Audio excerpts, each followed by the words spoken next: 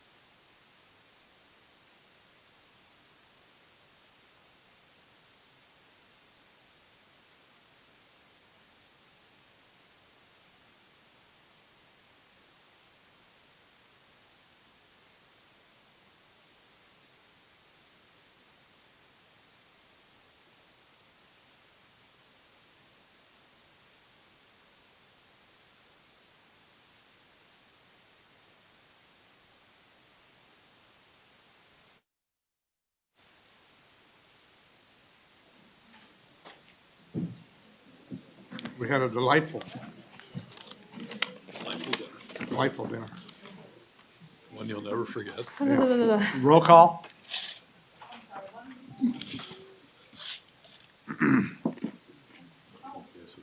Roll call? She's needs a minute. Oh, okay. No, because there might be there's a change, Dan, to the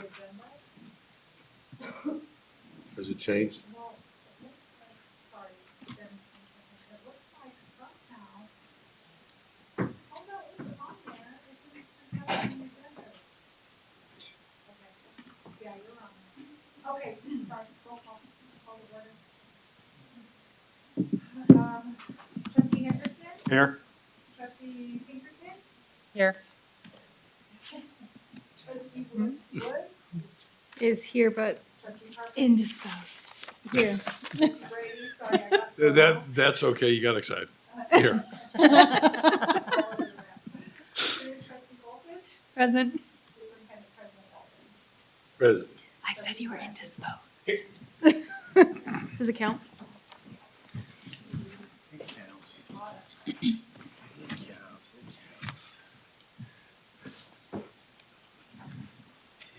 Look at Pledge my of allegiance, Valentine right there. John, Who's that? would you lead us? Art. His red shirt on. Ouch. While we still can. To the flag of the United States of America, and to the republic for which it stands, one nation, under God, indivisible, with liberty and justice for all. Okay. Flag is blocked by my. You wanted to do that? Sure. Because I was like trying to look so they could see the. I'd like to announce we have a very special presentation night in our prayer from Purple Wendy. You want to come forward?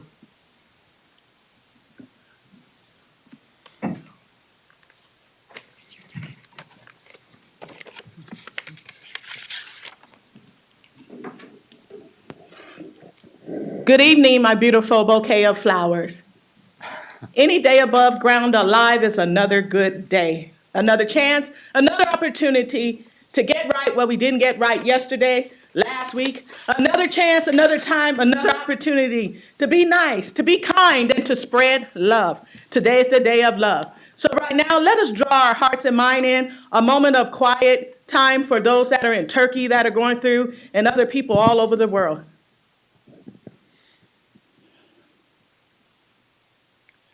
Most heavenly gracious Father, we thank you on this evening. We thank you for the time and the chance and the opportunity that you have brought us here together on today.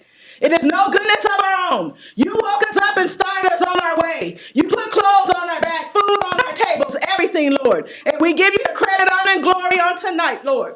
But tonight, Lord, we ask that you be with each and every one in this meeting on tonight, Lord. You are not the author of confusion, Lord. We ask that you be with them, Lord, in agreement with everything that needs to be done, Lord. But on today, we thank you once again, and we ask that your angels encamp around and about and keep each and every one of us, Lord. And if there's anyone in here sick on tonight, Lord, we ask that you heal their bodies from the crown of their heads to the soles of their feet, Lord. We ask that you be with the families, Lord, those that are going through bereavement right now, Lord, in this time of the year, Lord, in the name of Jesus. Hallelujah. But we thank you on tonight, Lord, and we asking that you have your angels protect this college. I cancel all assignments of hate and danger and harm against this college. I'm asking that you build a fence around it, Lord, and keep each and every one, Lord. Open and close all doors, Lord. Reconcile marriages, Lord. Be with them, Lord. Restore their kids. Restore all relationships, Lord. And when it's all said and done, we give the honor and the credit and glory belongs to you, Lord. All in Jesus' name in favor, say amen. Amen.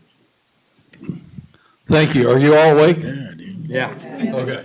Just want to check. Wendy, thanks very much. And I'd like to report to the board that we now have a schedule of our invocation for the balance of the year. We actually had two people that wanted Wendy's slot today, and Wendy, we said, no, that slot's already taken. So what's nice is that with the help of somebody in my office, we have the next year scheduled. And Wendy, we do expect that you'll be back next year. We thank you. Take care. God bless you. Thank you.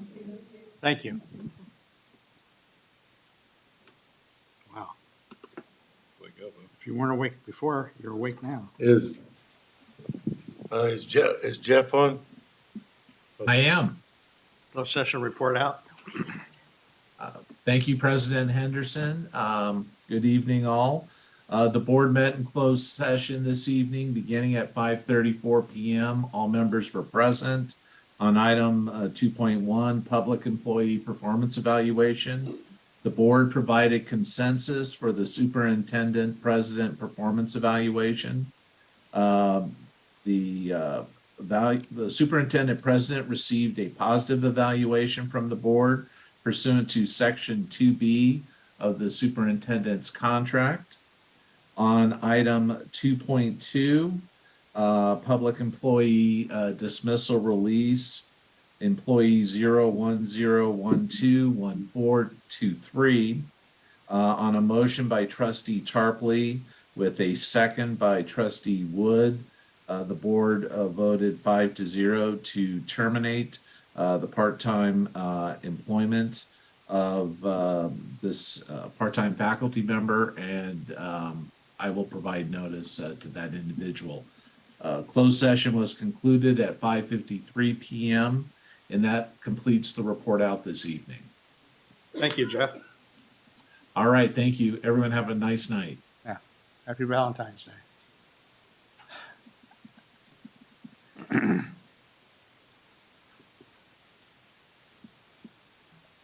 Any, items deleted or corrected from the agenda? None.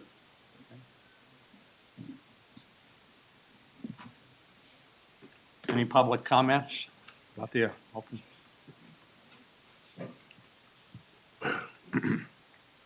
Any public comments related to non-agenda items? Okay, we're gonna move on to trustees' goals. Well, this is for trustee Brady and trustee Pinkerton. I'll let trustee Pinkerton go first. I have goal 1, which we support and provide feedback on the writing of the institution's self-evaluation report and supporting actions that demonstrate the college meets accreditation standards.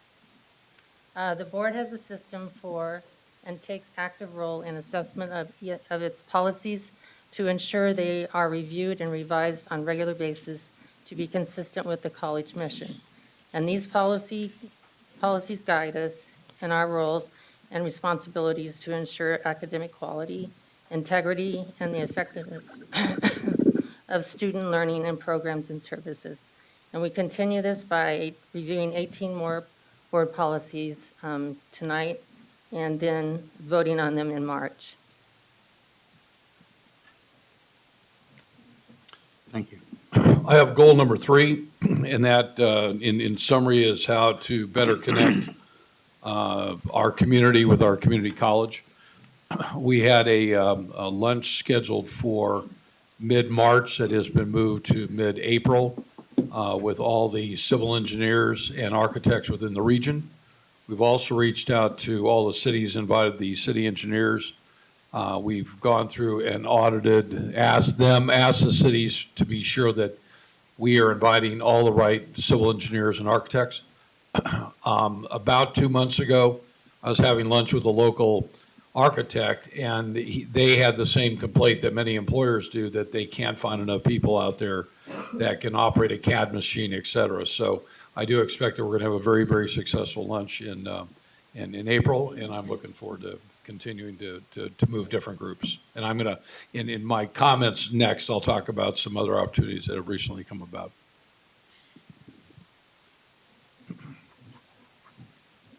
Thank you. Okay. Board communication at this time. The Board of Trustees will report on matters directly related to their function as board members, attendance at conferences, professional affiliations, and community involvement.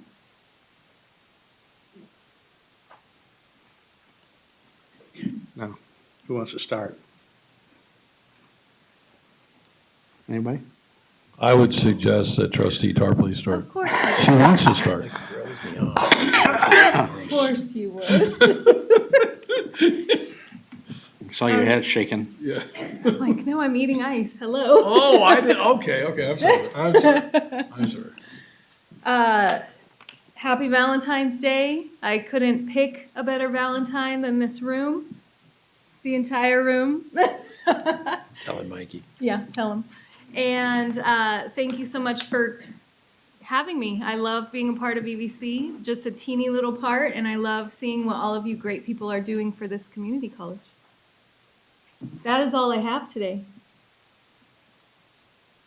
Anybody? Sharon? Okay.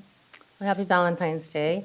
I wanted to say that John and I went to the Career Pathways event at, is that the Hilton? And I wanted to say thank you to the Queen of Career Pathways, Mackenzie, and her crew. They did a fantastic job, knocked it out of the park. And then John and I also went to the California Leadership Conference, and presenter after presenter kept saying the new norm was declining enrollment. So I'm happy to say we're not there. We're doing really well. And then the other thing that we did, we went to the baseball game, and I'm reminded about a facility for the baseball. And that's it for me. Trustee Wood? Not a whole lot to report. Just my mock trial teams crushed it.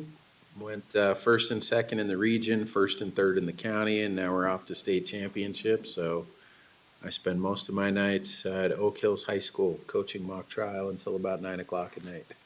There was an article in the paper, in the San Bernardino Sun. I forwarded it to you. Okay, I gotta go find it. Yeah. Nice, we made the paper. Congratulations. Thank you. Trustee Brady? Trustee Wood, somewhere in the last week of travels, somebody walked up to me out of the clear blue sky and asked me about this mock trial deal and how well you've done. And it was at a lunch that I was surprised that this person was aware they're on the far west side of the county. So I thought it was pretty cool. I do want to strongly support what Trustee Pinkerton suggested. John, you drive by this new facility and you look at that baseball diamond, that it's really embarrassing. So I would ask my fellow board members to strongly urge, now that we have the Educational Conference Center going and we're looking at student housing, I think a baseball complex of Reason, I think, would be of great help. Last Friday, I had the opportunity of touring the big Skechers facility down on the 60 freeway that a guy who I really look up to, and I think he's probably the smartest person I think I've ever met, Ido Benzivi, built with Skechers, and Matt Wells led a group with the county superintendent of schools down there to see that. So I think Matt is going to ask his group, which I know our college is a big supporter of, with the Mojave Desert Pathways group, to have Ido come on up and kind of address the group on up here about where they see things going. I will say that I was on a conference call last Friday afternoon late with a board I sit on, the Society of Industrial and Office Realtors, and most of our major members are some of the big industrial players that are moving in the market, and many of them that are also down below. Our executive director, Devin Sully, is also the executive director for NAIOP, which is the National Association of Industrial and Office Properties. So there's a lot of there's a lot of mixed. There's a lot of the same players that are in both groups. Apparently, at their board meeting recently, they have come about with a concern. The state is looking at imposing a 2-year moratorium on industrial development, which could have a severe impact on our region up here and down below. And one of the things that the NAOP board discussed, and we'll be discussing on Thursday afternoon when I'm in Newport at a board meeting, is their belief that the high desert needs a 4-year university. I told them that I was here when we had the High Desert Regional Economic Development Authority, and Dr. Michael Basarich at the time from UCR came up and unfortunately told 350 people at the Holiday Inn that wasn't going to happen. But what I find interesting now is the industry itself is very concerned about where it's going to go. And I think that it creates a great opportunity, Dr. Walden, to get them here. So while I was on this call, I said to Devin, Devin, do you think you could get 20 of the big industrial players that are coming up here to sit down with Dr. Walden right away and his team of deans? And she asked how quick and how fast can we do it? So I think that industry is starting to understand where the growth is going to go and that we have to have an educated workforce. So it's nice when the deal makers finally get to the point where they say, wow, we got to sit down and do something. So it's pretty exciting. I have a board meeting on Friday. I have a presentation on something else, but I felt the timing was really good for everything that we're doing. Let me see here. That's all I got to report. And I think, like Jennifer and everybody else here, we're all really proud to be here. I mean, it's nice to come to a board meeting where everybody gets along. This is not really where I think any one of us want to spend Valentine's Day. So I'm really hoping that under the great leadership of our president, Henderson, that he'll move the meeting along so we can all get on home before it's too late. Okay, thank you. You don't have anything to report, right? Okay. No, I don't mind that much. Happy Valentine's Day, everybody. And I just wanted to say that I agree a lot with what everybody said, and especially this guy to the right of me, or left of me, I'm sorry. I'm happy to be here, and I'm glad y'all supported me in the last election, even though nobody else ran against me. You were afraid. That's a first. Landslide. That's a first. Right. Nobody ran against me. That's the first time since I've been here that nobody's run. And And he barely won. I barely won. I had one One by vote, one. and it was tough. But anyway, Close race. I Student just, trustee, what? student trustee. Yeah, okay. As soon as I'm done, Oh, I thought you were done. Sorry, trying to cut me short. no. Wouldn't do that. Okay. Well, I can finish up, wrap it up. Student trustee, you got anything to say? Welcome to the spring term. Happy Valentine's Day. The bookstore, I believe, passed out over 1,500, possibly even more, in book vouchers. I got 2 certificates of completion for LPAC testing, so I'm pretty proud about that. And that's all I have to report for right now. That's good. Okay. Superintendent President's report? Okay. This is What are you exciting. doing? Oh, yeah. Hey, I'm going to make my report. This is a report of a whole nother. I need, You're not leaving here, are you? this.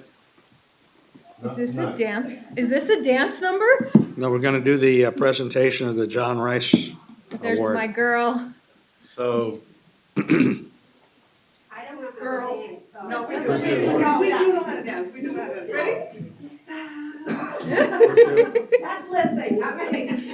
well, so, you all know about this, but maybe some of the public doesn't.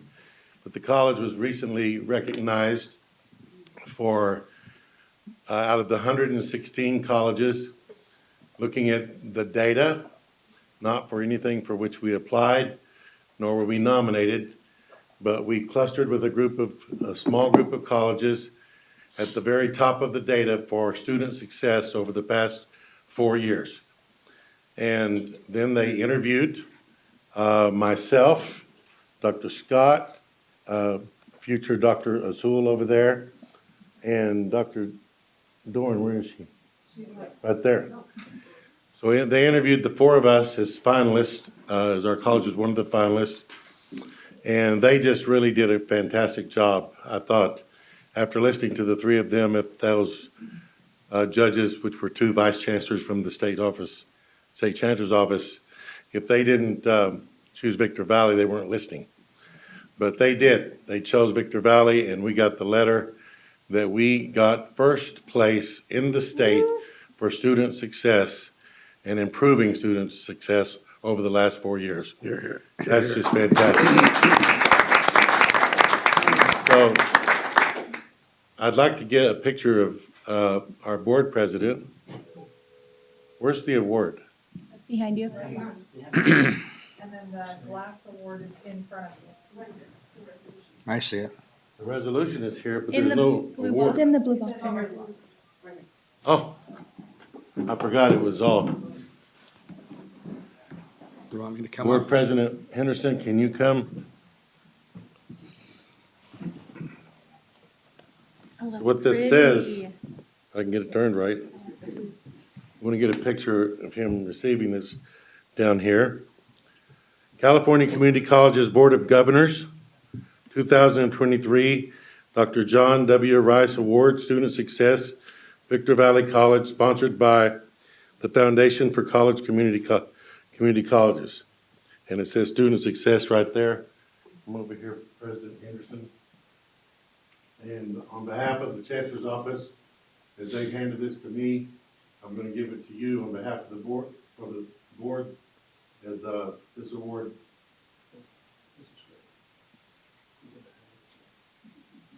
Now,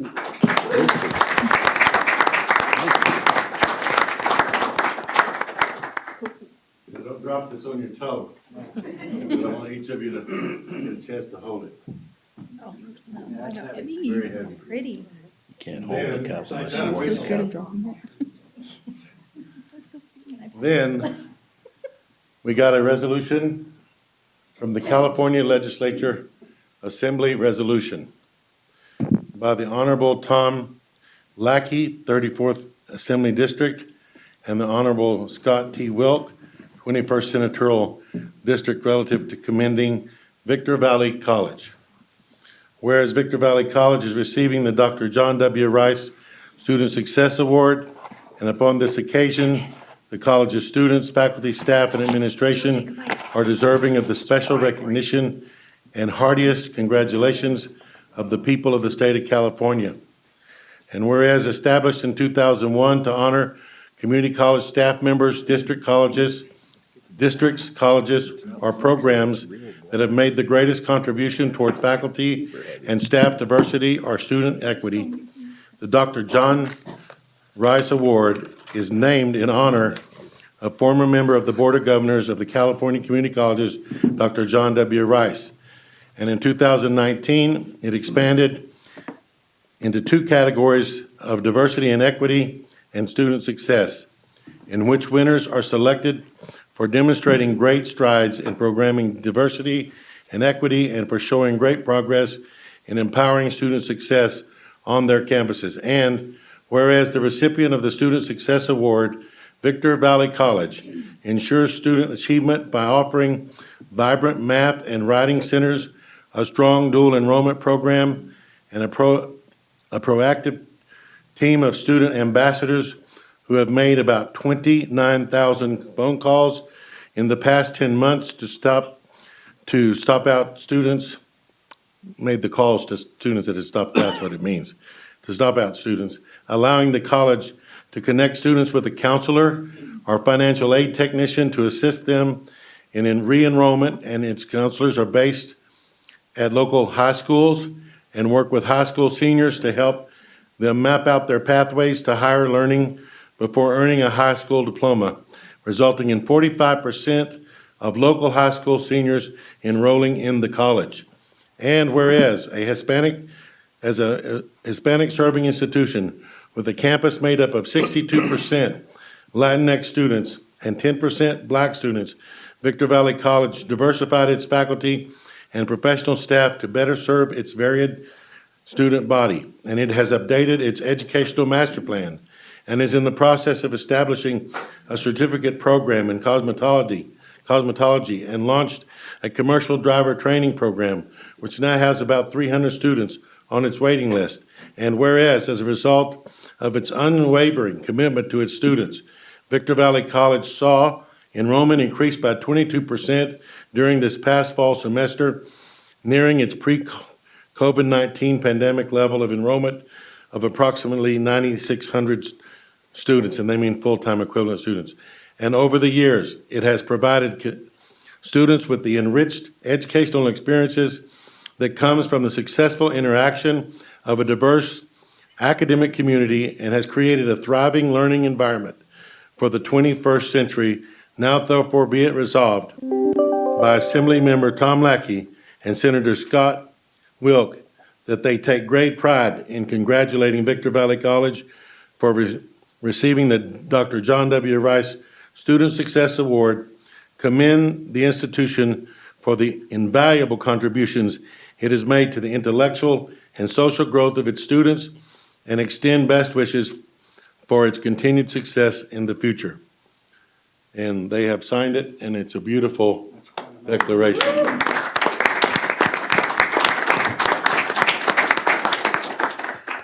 So I had the privilege of going to, I'm gonna let you hand that over there to Gabby.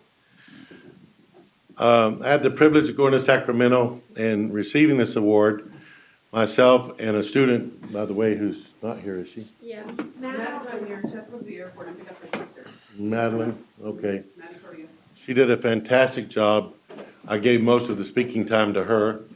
And then these two wonderful ladies, Ann Weiss is one of our full-time math faculty, a very star on this campus, I'm telling you. And she runs the math lab. And then right there, we got another one who's been interim, but she just got the permanent position of director of, these titles, I get lost in the title. What? Instruction or tutoring mechanism? Director of Instruction and Student Academic Support. So that's where the students go to get help so that they actually are successful.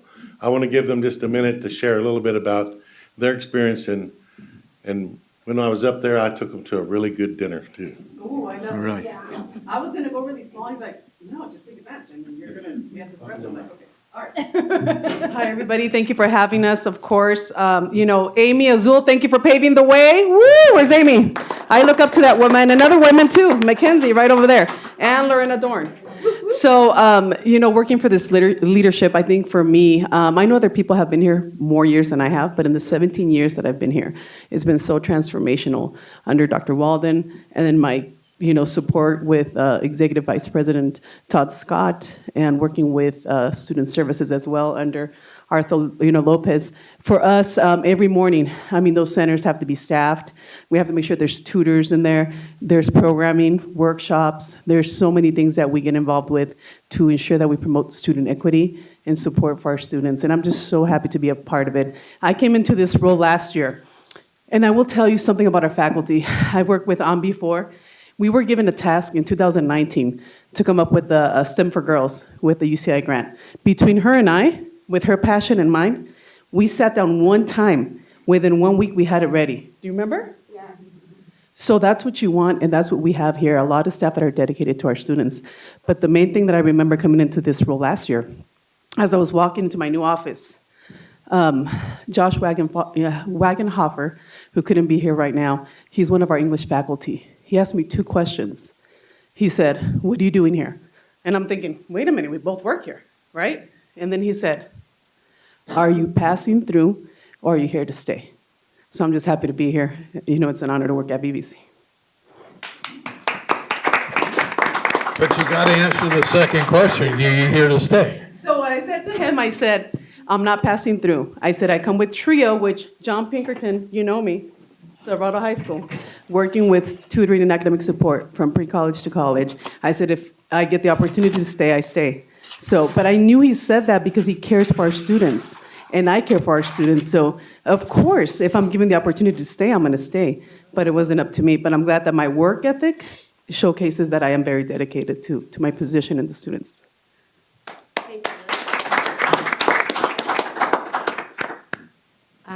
I don't know what to say. After everyone speak the most wonderful speech, I feel like I can conquer my student in the classroom, but I don't know what to say in the big group like this with you. Ooh, they're harder.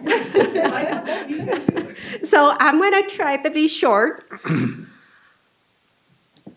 First of all, let's say happy Valentine, right? We are brave people who take the special holiday and be here with the weather like that, and thank you for the opportunity to be here. I want to say thank you to our president, to the board and to our admin and to everyone in here today that give us unconditional support to allow us to support the student and to allow me to be able to work with the student 7 days a week.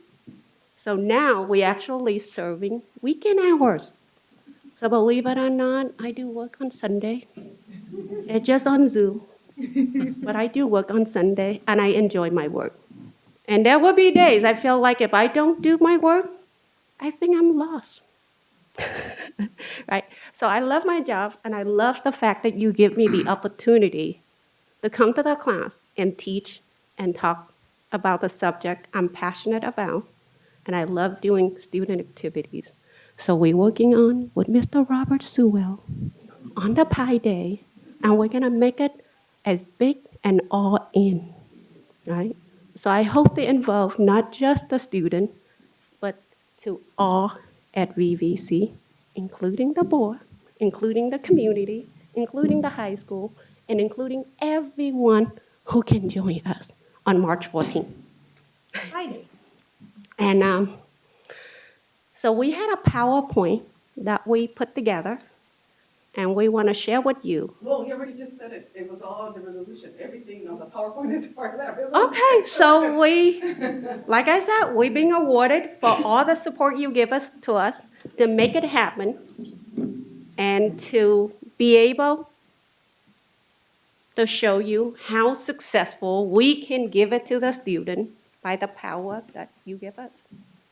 So let me wrap it up with An as well, because she is part of this, so that you guys know. I did post it, of course, on social media because I try to advertise everything we do, especially when I go to conferences and I meet other colleagues and I know other presidents because I worked at Santa Ana College before, and I say, look at the great things we're doing. So in 2022, tutoring and academic support served 5,551 students with a total of 32,462 visits. So in the business world, Joe, it's a be back customer because they really love the customer service and what they're getting, they go back. And of course, I broke it down by center and everything is broken down here by visits, but with our SARS grid that we have all the students sign in, but that's awesome that, we can do that. They're coming back, we're re-engaging students, and that's what we want to do. Thank you. Thank you.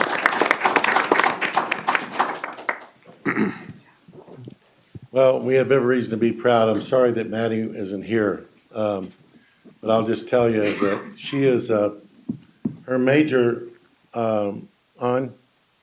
Maddie's major is, Maddie wanted to be in engineering, but I'm not going to take credit for this after she took my class. She's a math major. Oh, no, did she change? Yeah, she changed her mind.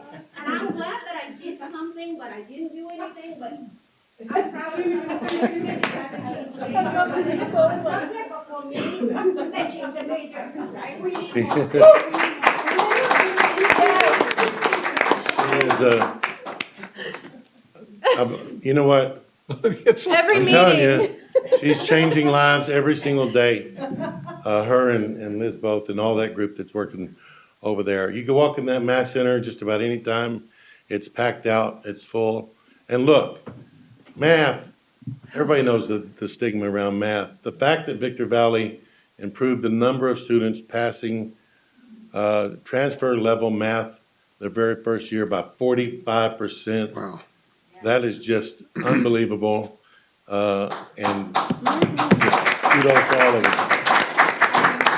That number doesn't seem big, but if you compare with national, we are way beyond national rate. And we're talking about the fastest increase rate, not the success rate. Our success rate is much higher than that. So we've been awarded for, like I said, the fastest increase in community college at a 45%. Wow. So That's incredible. Yeah, incredible. I'm so impressed too. And she has a great personal story, and you can tell she'd love to tell it to you sometime. Yeah. But anyway, I want to say thank you to the board for your support.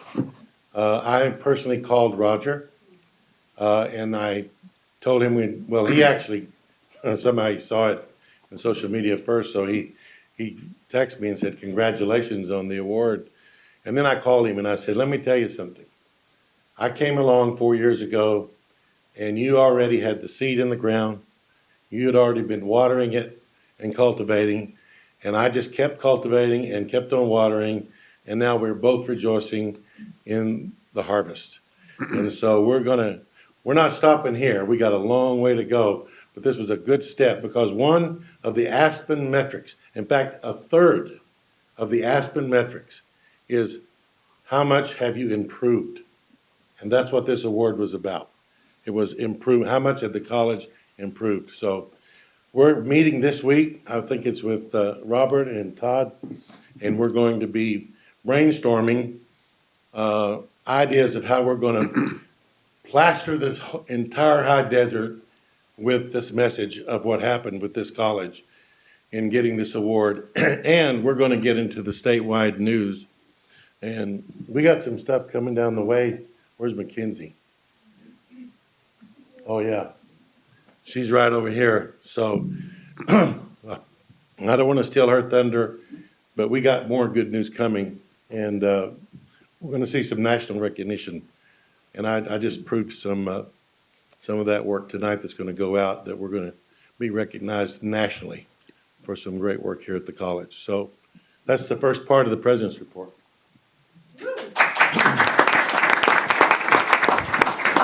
Dr. Dan, while you're walking on up here, I mean, you just can't help but feel the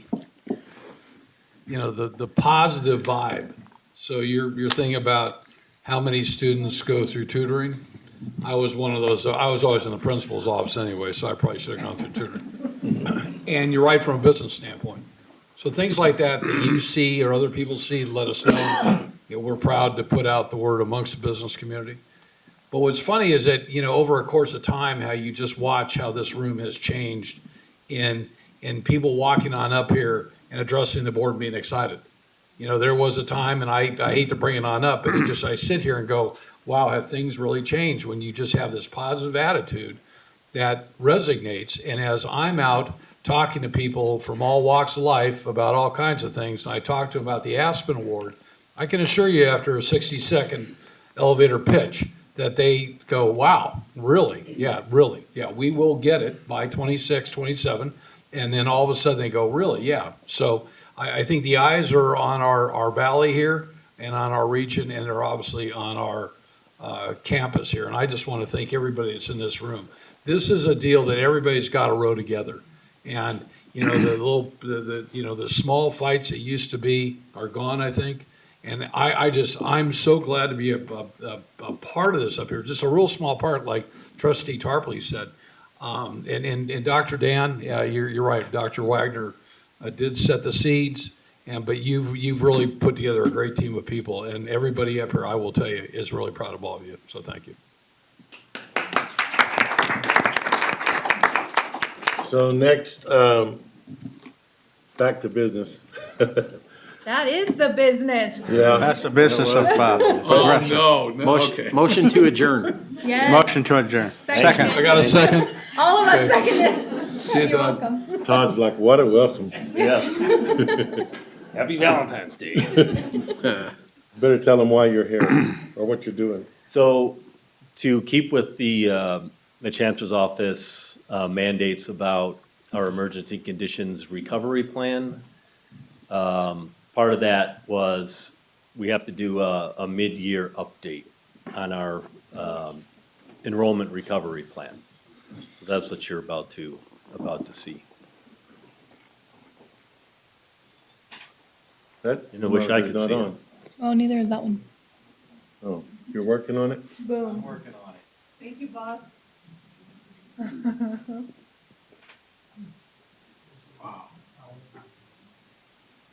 TikTok. It's technology. Yeah. Emergency That's conditions. something I've never touched.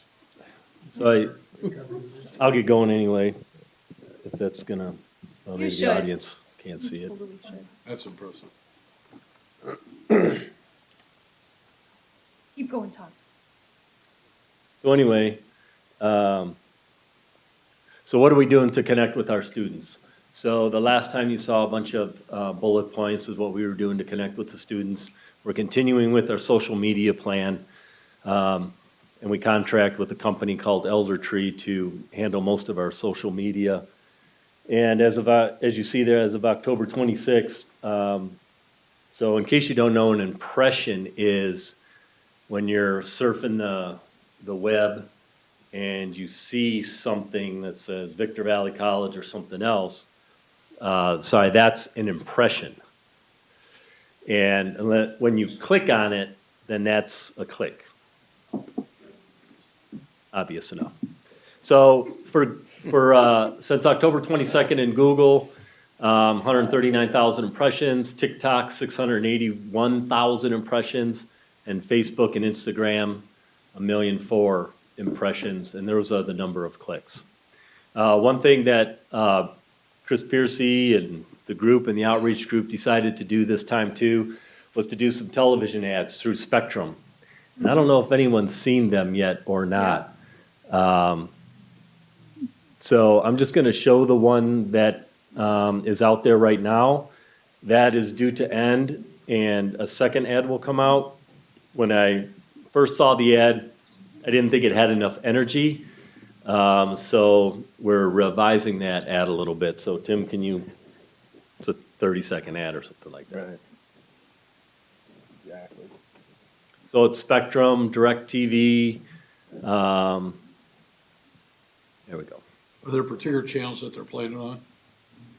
To vvc.edu today to start planning the career of your dreams for free. That's right, in 2023. Victor Valley College, your future starts here. Go to vvc.edu today to start planning the career of your dreams for free. That's right, in 2023, Victor Valley College covers all tuitions and fees. All you need is a commitment to your own future, directly into a skilled trade like nursing, firefighting, welding, and many more, or as a great foundation for transferring to a four-year college or university. Winter classes are registering now. Scan the QR code or go to vvc.edu today and see how your future really can start at Victor Valley College.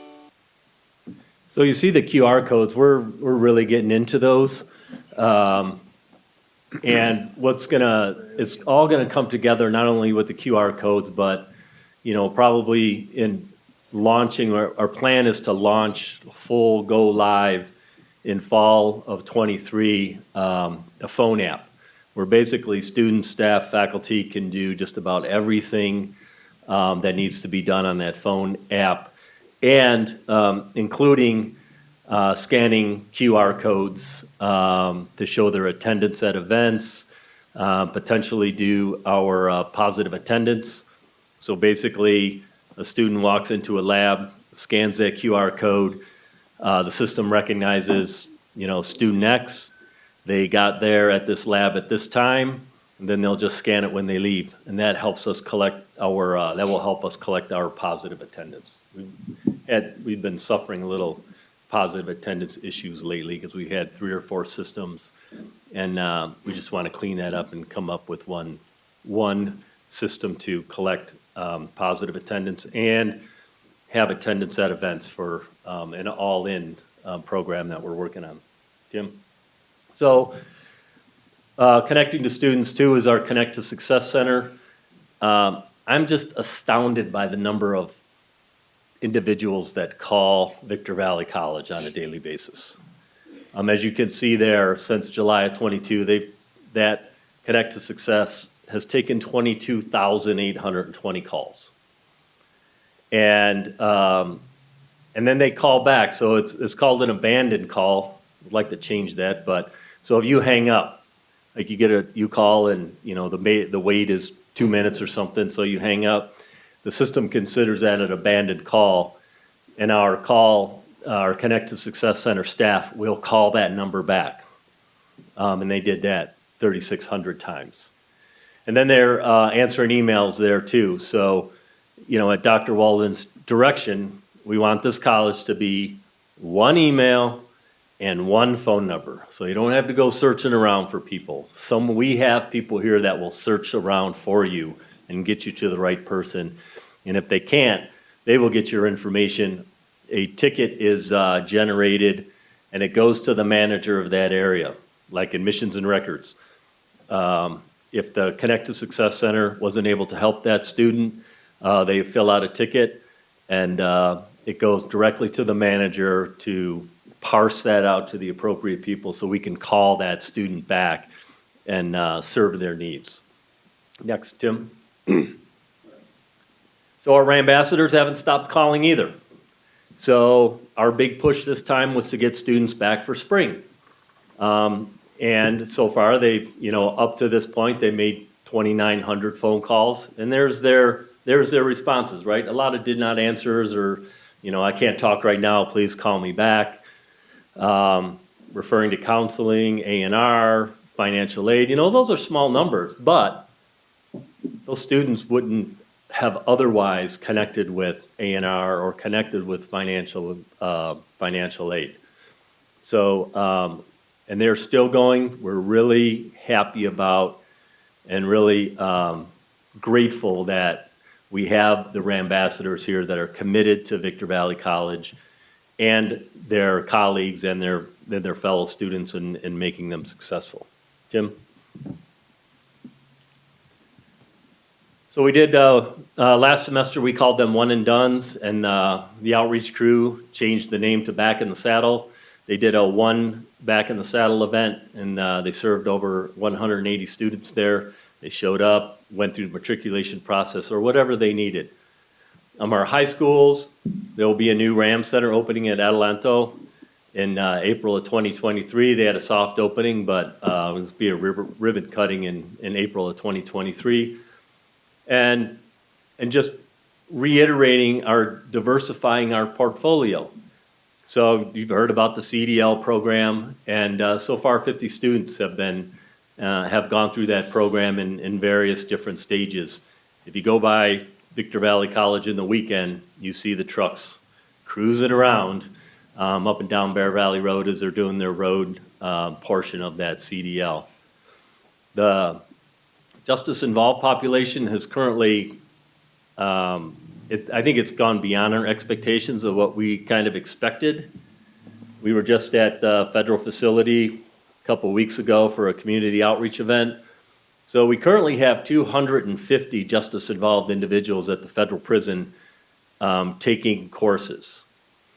And I think we're at 14 courses right now that are actively going at the prison, and according to the educational advisors there at the Victorville prison, we're going to end up growing to about 1,200 justice-involved individuals taking courses at VVC, which is really big for us. That's a population that hasn't been served before. What is that, Scott, what does that equate to dollars-wise? Because we get so much per year anyway. Yeah, along with dual enrollment, currently incarcerated individuals get the highest apportionment rate. I think it's like $7,200. So, you're probably talking, I don't know, maybe if it gets to 1,200, we're probably talking like 500 FTES or something like that, I'm thinking. 600 probably. So. Because isn't the contract about $300,000 a year that we get? That's a completely different. It's a different one, okay. Yeah. Okay. So this is in the millions. I see Dr. Walden on his calculators to figure that one out for us. About $3.6 million in revenue for correspondence education from the federal prison.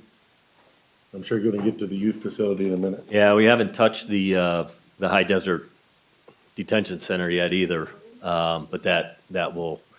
I mean, it's thanks to Fernando. It's a 2-person department right now, but as we grow, it's going to have to grow the staffing there, because we want to make sure that our students are properly served, whether they're incarcerated or not. The contract will be coming soon, but we were just notified by the San Bernardino County Probation that we are going to be their primary post-secondary provider for all of their juvenile justice facilities in San Bernardino County. So that includes down the hill as well. And that's about 850 students that we're gonna be talking about. And there's other large things coming with that partnership. We're gonna designate ourselves as the gateway to the bachelor's degree. this will come out in the papers as soon as this comes together, but students in that federal prison are going to get an associate's degree from us, and then they're going to immediately start a bachelor's program with UCLA.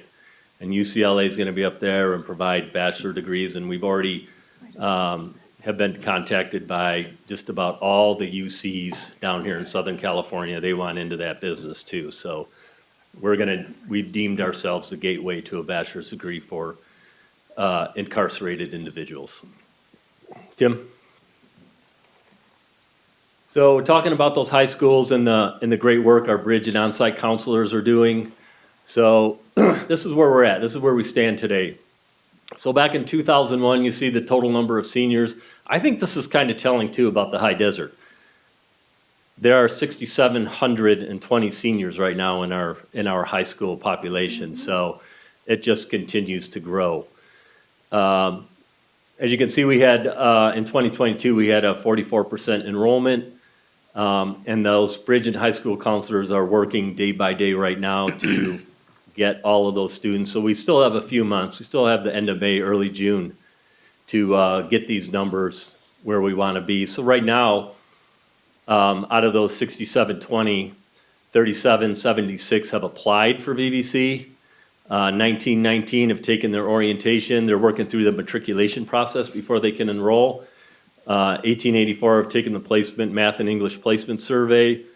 545 have an abbreviated ed plan. And our goal for this year is to have 40% of all seniors enrolled here at Victor Valley College, which is 2688, which will be yet another all-time high for our partnership with our high schools. Tim? So let's take a look at some enrollment numbers. So we just got a report today, just the asterisk there that this does not include positive attendance. So the numbers you see there are low in terms of our FTES generation.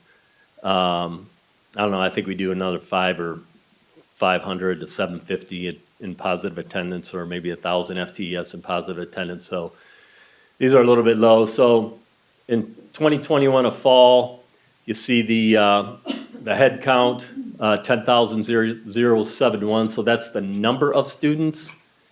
And then the enrollments, which is a number right next to it, is, that's one student is the head count. And if a student takes 3 courses, they're counted 3 times.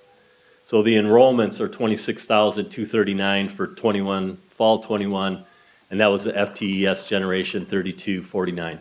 So let me just, he said this does not include non-credit, it does not include positive attendance. We actually had 14,300 students here, unduplicated head count in the fall, okay? The fall of 2019, we only had 13,300. So we had 1,000 more students than we had pre-COVID this fall.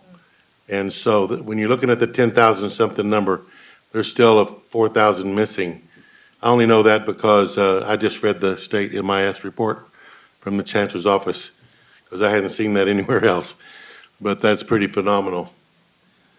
So for last fall, you can see our increases in the FTES change. So we were up 19% in our FTES. I just want to say I don't know who the VPI was in fall of 2021, but having to compete against that person, they were on their game before. So I have to step up my game a little bit more to keep this going. So Tim, next one. So winter was really big for us. So last winter, 22 versus this winter, which we just completed, we increased our head count by 1,200 students. Our FTES generated over 200 more FTES, which was a 34.5% increase for us in FTES generation for winter 2023. Tim? And so where we are today for spring. Again, we're up 1,800 students. Our FTES is up 500, And our FTES change is 16.4%, but that's just today. This is the second day of spring semester. We got a lot of late start 12-week classes going.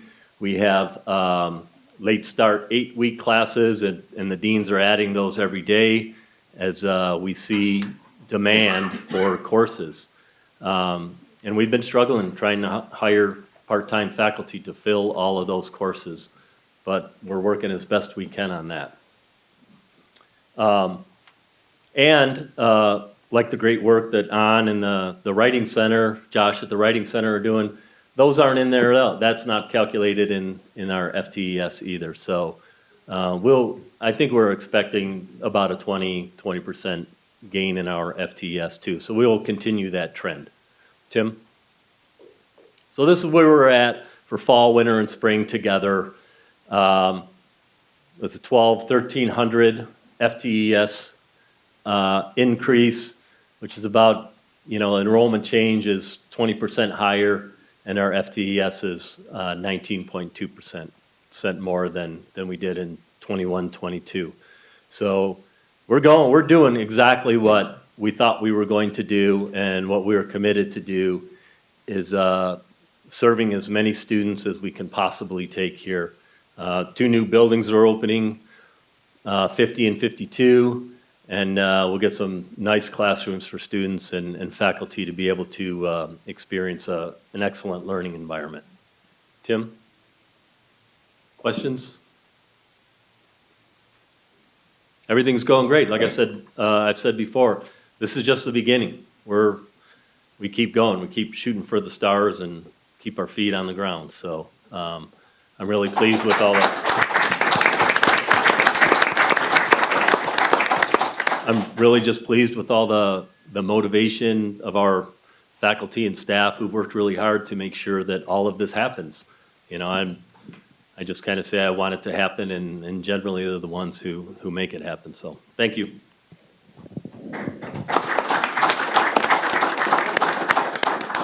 So, who's doing the Cora Institute? Okay, Malia, come on.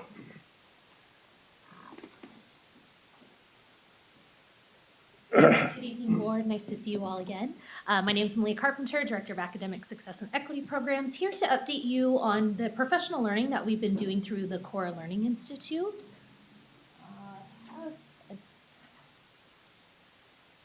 Put together just a quick presentation for you that Tim will get loaded up for us. But just to kind of start, it is professional learning that's in support of VVC's Equity Imperative, the Hispanic Serving Institutions grant that we have, as well as our student equity commitments that we discussed in the plan that I shared with you during the last meeting.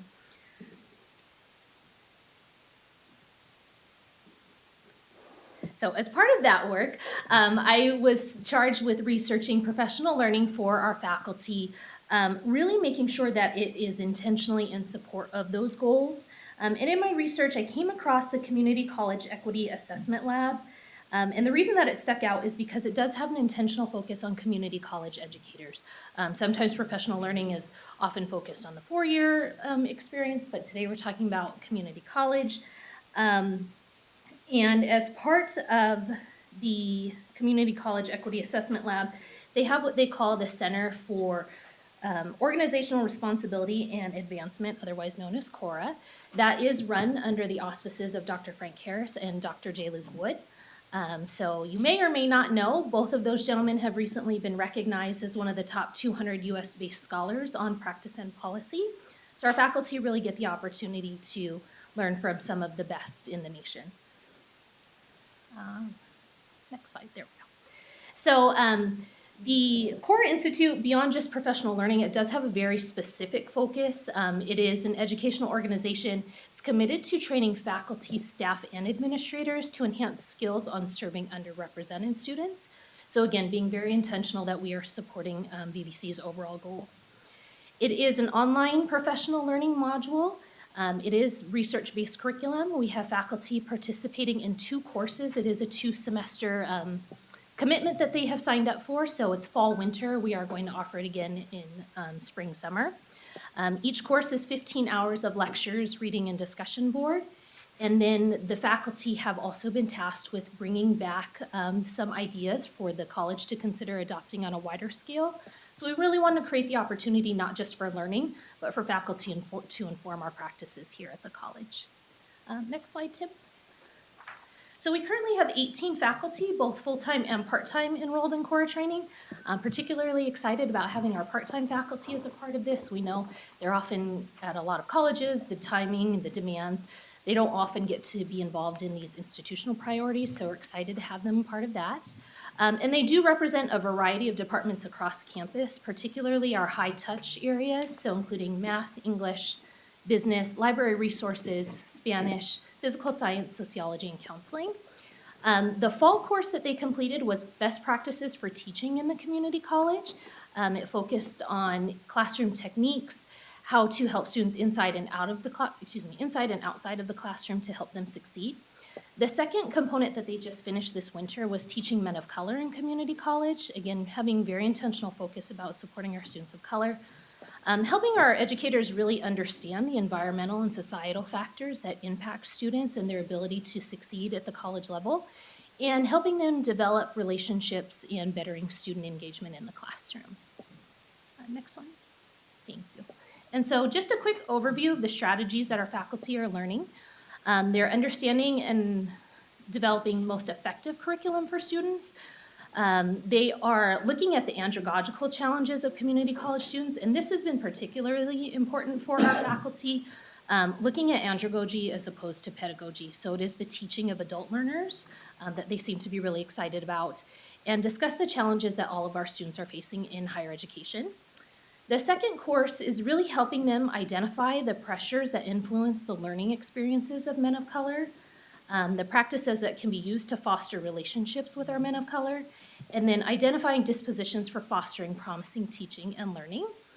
And then again, going back to just learning, but also affecting change here at the college. So over this winter session, the core participants have actually been working voluntarily on their own time to come up with a session for All College Day. They're going to be hosting 2 workshops for faculty, staff, and managers, where they're going to share strategies that they would like the college to implement.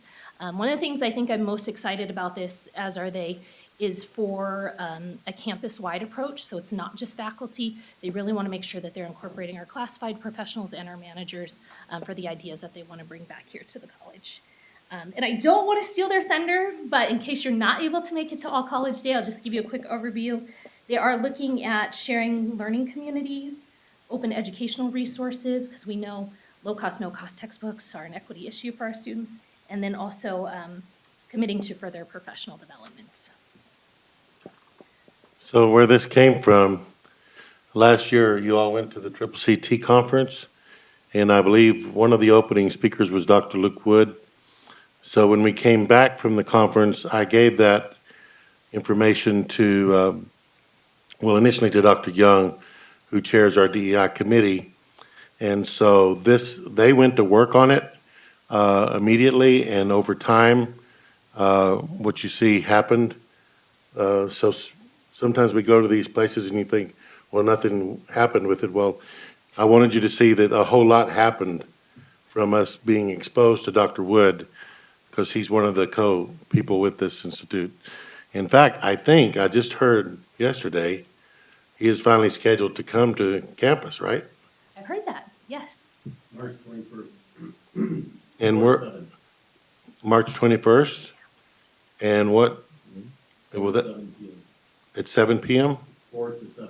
4 to 7. And where is that event going to be held? In the pack. In the PAC. So if you want to, I know you guys saw him there, or maybe if you missed that session, if you want to come and see him talk to Victor Valley College, well, then that'd be the night to do that. So we'd had, his first direction to us was get in, if you're really interested in what I do, get involved in the Core Institute. And now that we've done that, now he's finally said, okay, well, maybe I will come and speak. So, because we didn't get that from him right off, he just said, he kind of redirected us. What I like about this is that, it's one thing to go hear somebody speak or bring somebody in and let them speak. And then everybody says, okay, I heard what he said, and you go on your way. But when you put almost 20 faculty in this kind of training and an institute that are going through that. This is where real change happens. And so I commend you, Malia, and everybody who's involved. I know there's a lot of people involved in this, but everybody that's part of this, thank you. You know, I can't do everything, and I don't even try. I just come back and say, what about this?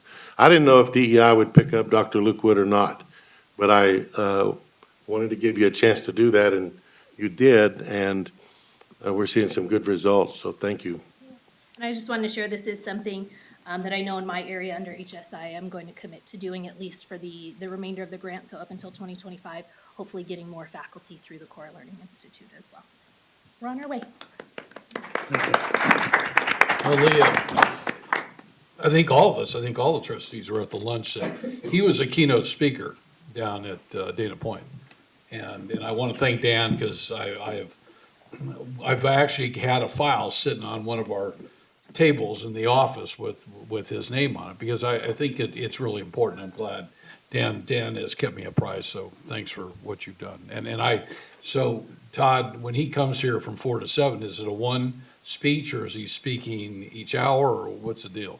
It's a long speech. Dr. Young is the point person on that, and I was just texting him saying we need to start getting the message out about that date and like save the date, what it's gonna be about, and so. I don't imagine he's gonna be up there talking for 3 hours. I would doubt that that's No, but the yeah, format.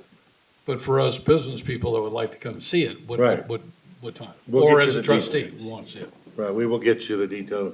And like Todd said, we all need to know what part of it would be relevant to us. So, wonderful. Thank you. Okay, ASB goals. I was not ready, I'm so sorry. So our foundation rep, Glendinning, sent me a little slideshow that she wants me to present to you guys today. So this is her long walk journey with the RT program here on campus. And we figured that it would best fit in goal number 8, acknowledging the importance of communication between Victor Valley College and students in the ASB will promote an awareness of student resources, activities, and connections that will better serve them. She kind of explained why they did the walk. They did it for people, the patients, their loved ones, anybody and everyone who had a lung disease. They walked for that cause. They raised $160,948.10 during that long walk down in. You don't remember?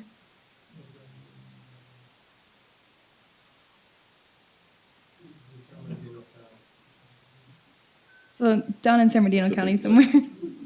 Ontario. Rancho Cucamonga. During that, this is how much the $730 is the amount they raised. The $1,000 was their goal. That's all like where it all came from. And if you see in the top middle one, it says VVC RT Auto. That was us. And the bottom corner was another one from up here in the high desert that was also competing against them. And Pamela wanted to like toot their own horn and say that we made more than them. And we raised more than them. So Pamela. Yeah. That was their shirts that they ordered that ASB helped pay for. The lungs, the stethoscope, the little, I forgot, where they incubate you, the little tool, and then an inhaler. I forgot what the thing was called. That was a sickle. It's to cut the grass. Yes. And that was them picking up their Get shirts away. from ASB Get rid of office. your hay fever. And that was their little group photo of the lung walk. And that's some extra photos that Pamela wanted to put in there. That was for the 2023-2024 class.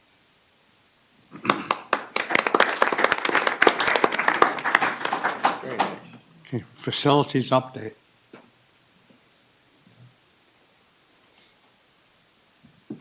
Okay, instruction's been really busy instructing. The facilities department's been busy trying to clean up the facilities, and with all this growth, the demand keeps going up. We find out just about every cabinet meeting that there's another facility we need to think about. I still have 2 more items after this. I got a few pictures of what's been going on. I see it. I could do the foundation report too.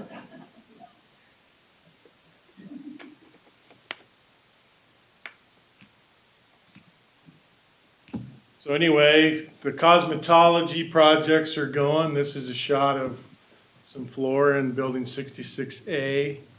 We currently have flooring. There's new paint on the walls inside and out.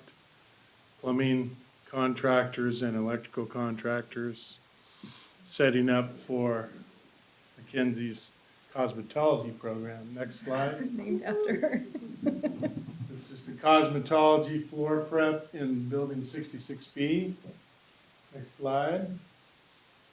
So at the CDC, we've done some exterior painting, some interior painting. Next slide.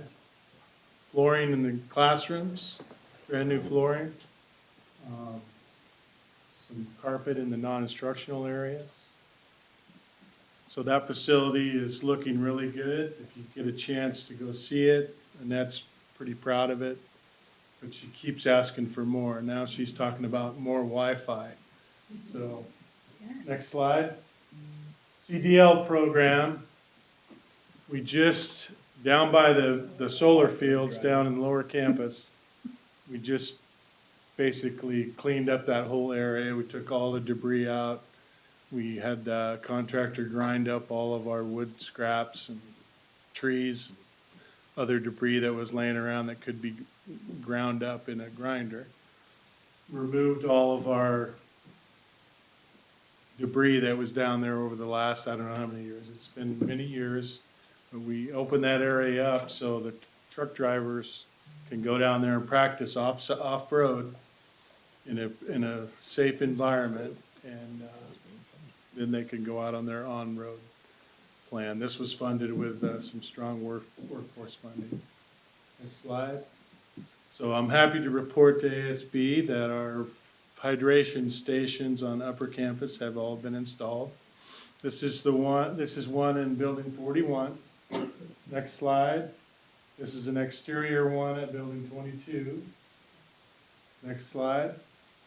So Building 52 is substantially complete. It's been turned over to Dr. Scott. There's 6 new classrooms, 5 new faculty offices, new restroom facilities. All, this is an exterior shot. This is one of the restrooms. Next shot, this is one of the classrooms. This is the faculty office area. There's 5 faculty offices in there. Next slide. So the Stadium Event Center, we're prepping for the slab on grade that was poured yesterday. Started at 2 in the morning. Next slide. Early start, so I don't know if anybody was up at that time, but they were pumping concrete. They put in 880 yards of concrete. Next slide. So it was a long day. It was about a 9 or 10 hour pour. Jeez. Next slide. Then they're finishing it in early afternoon yesterday. Next slide. You guys mentioned it earlier. So we have been aware and cognizant that it's probably not up to the standard that we want sitting next to a brand new stadium.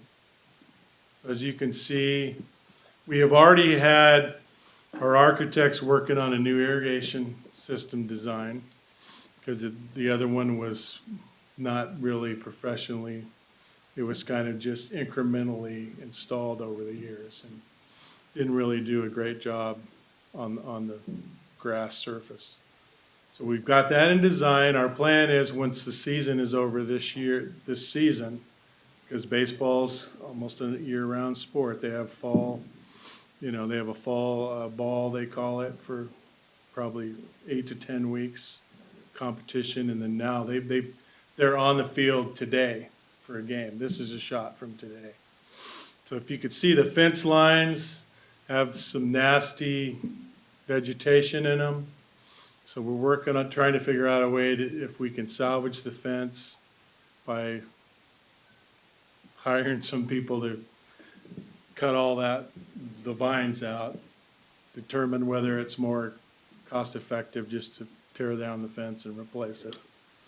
We, as part of the stadium project, we've brought a water line down to the right field fence line for a potential future restroom facility for the baseball team. Right now, we have porta potties that the baseball program has to use during the games. So we've been thinking about this for a while. It needs a new scoreboard. We'll, as soon as we get the irrigation in, bring back the turf, we've got to work on that warning track, put in a nice professional warning track, and then the fencing. I think, we'll do what we can reasonably to bring it up to a level that at least it's not so sore. But So the bigger picture, though, is we're going to be working with the foundation to actually get a donor to take this on, perhaps a former famous baseball player. That's what we did at Los Angeles Southwest when I was there, and the ball player gave us $1 million for our baseball field, and we fixed a really nice field with that. So, but until then, we have to do with what we have. yeah, as cold as it is right now, the turf just looks like that. It's pretty dormant. So the grounds department has spent a lot of time on the infield and on the outfield. It's in pretty good shape. When we hit it with some fertilizer and some water, if it ever warms up, then you'll see it'll green up, probably in another month or so. So it's on our burners, but so is a lot of other projects, and we've got a lot keyed up now. We just painted the exterior next door, 10A. We've got a lot of carpet paint jobs lined up. We're taking out all the landscaping around the medical complex, 30, 31, 32. We're gonna do more of our more environmentally friendly landscaping. So we've got those projects lined up. So there's a lot going on. Kevin and his crew are doing a great job. We're still a little understaffed. We can't find HVAC people. But we're struggling a little bit in that area. But we're keeping up with it. Right. So you'll see a lot of projects going on over the next couple of years. So, Dr. Walt, based on your experience and John, your construction knowledge, to take the baseball stadium to something not necessarily equivalent, but, kind of on par with what we're doing in the football, what are we looking at dollars wise, you think? Well, I bet you're 5 million. How many seats would you, for 5 million, how many? I just did one at another college where we put in new bleachers, and, it all has to be ADA. It's got to go through DSA, and it's got to be ADA approved, and it can get expensive. How many seats? I think we put in like 750. Got it. Yeah, it wasn't really big, but, and the potential, I think you put in fencing, and you can put in some of the green slats and the yellow warning on top of the fence and stuff like that. I think you can get the facility looking pretty good. Right now, it seats like, I don't know, 50, 100 maybe. But it'll be whether we can get real professional bleachers or not that's set up high so you can get above the fencing around the plate. But yeah, nothing's cheap anymore. We just got noticed on our pickleball design that we had to go out and do some more surveying, and it's on the agenda tonight for consent agenda for some more engineering. They want us to have more handicap parking adjacent to the facility, so when you get DSA involved, they send you notice to do a little bit more here and there, so it can get expensive. Thank you, John. You're welcome. Thanks. Kirsten, we're ready for you.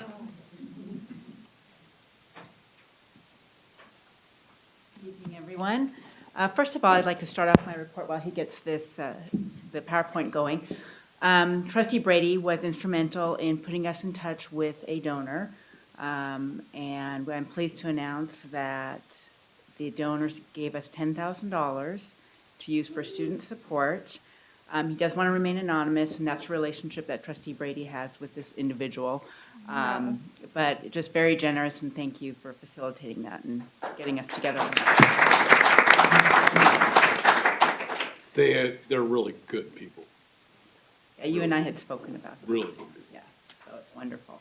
Okay, so on to the rest of it. You've heard quite a bit about CDL, and Dr. Radcliffe brought to our attention that there was a group of students, these CDL students, that weren't able to take advantage of the bookstore funds and the additional monies. So he came to the foundation and asked if there was a way to help. And yes, indeed, there is a way to help. So we are able to provide each student with $300, which covers their permitting, their drug screen, and then their physical. Is that right? Comes to right about $300. We were able to assist just over 20 students. And we've been talking with Frank Castaños and Dr. Radcliffe about finding monies to continue this on. And I think there's a way to make this sustainable, to really assist this group of individuals, because many of them are not working, or they've got to really a lot of time to make the program work. So we've been really pleased to be able to help them. And next slide, please. Our Alumni Hall of Fame Awards, just a week and a half away. We've been busy with that. For those who've purchased tickets, I did have Michelle put them on your desk. If you would like to get tickets, please see me, see the foundation office. Online. Yeah, online, absolutely. So it should be a great event. Next slide, please. So the Metallica grant, as you're all aware, we received the Metallica grant, and the Metallica Scholars Initiative, it's a benefit concert. They wanted to invite 20 VVC students to their concert. And so the selection process was they wrote a scholarship as to what the program has meant to them, what they're doing with it, and that's how the students were selected. And of course, we have a video that we've put together that I would like to share with you. So if you do the next slide and then hit the play button. I'm gonna ask her. You gotta ask. Of course, yeah. Metallica sent Victor Valley College to their 2023 benefit concert.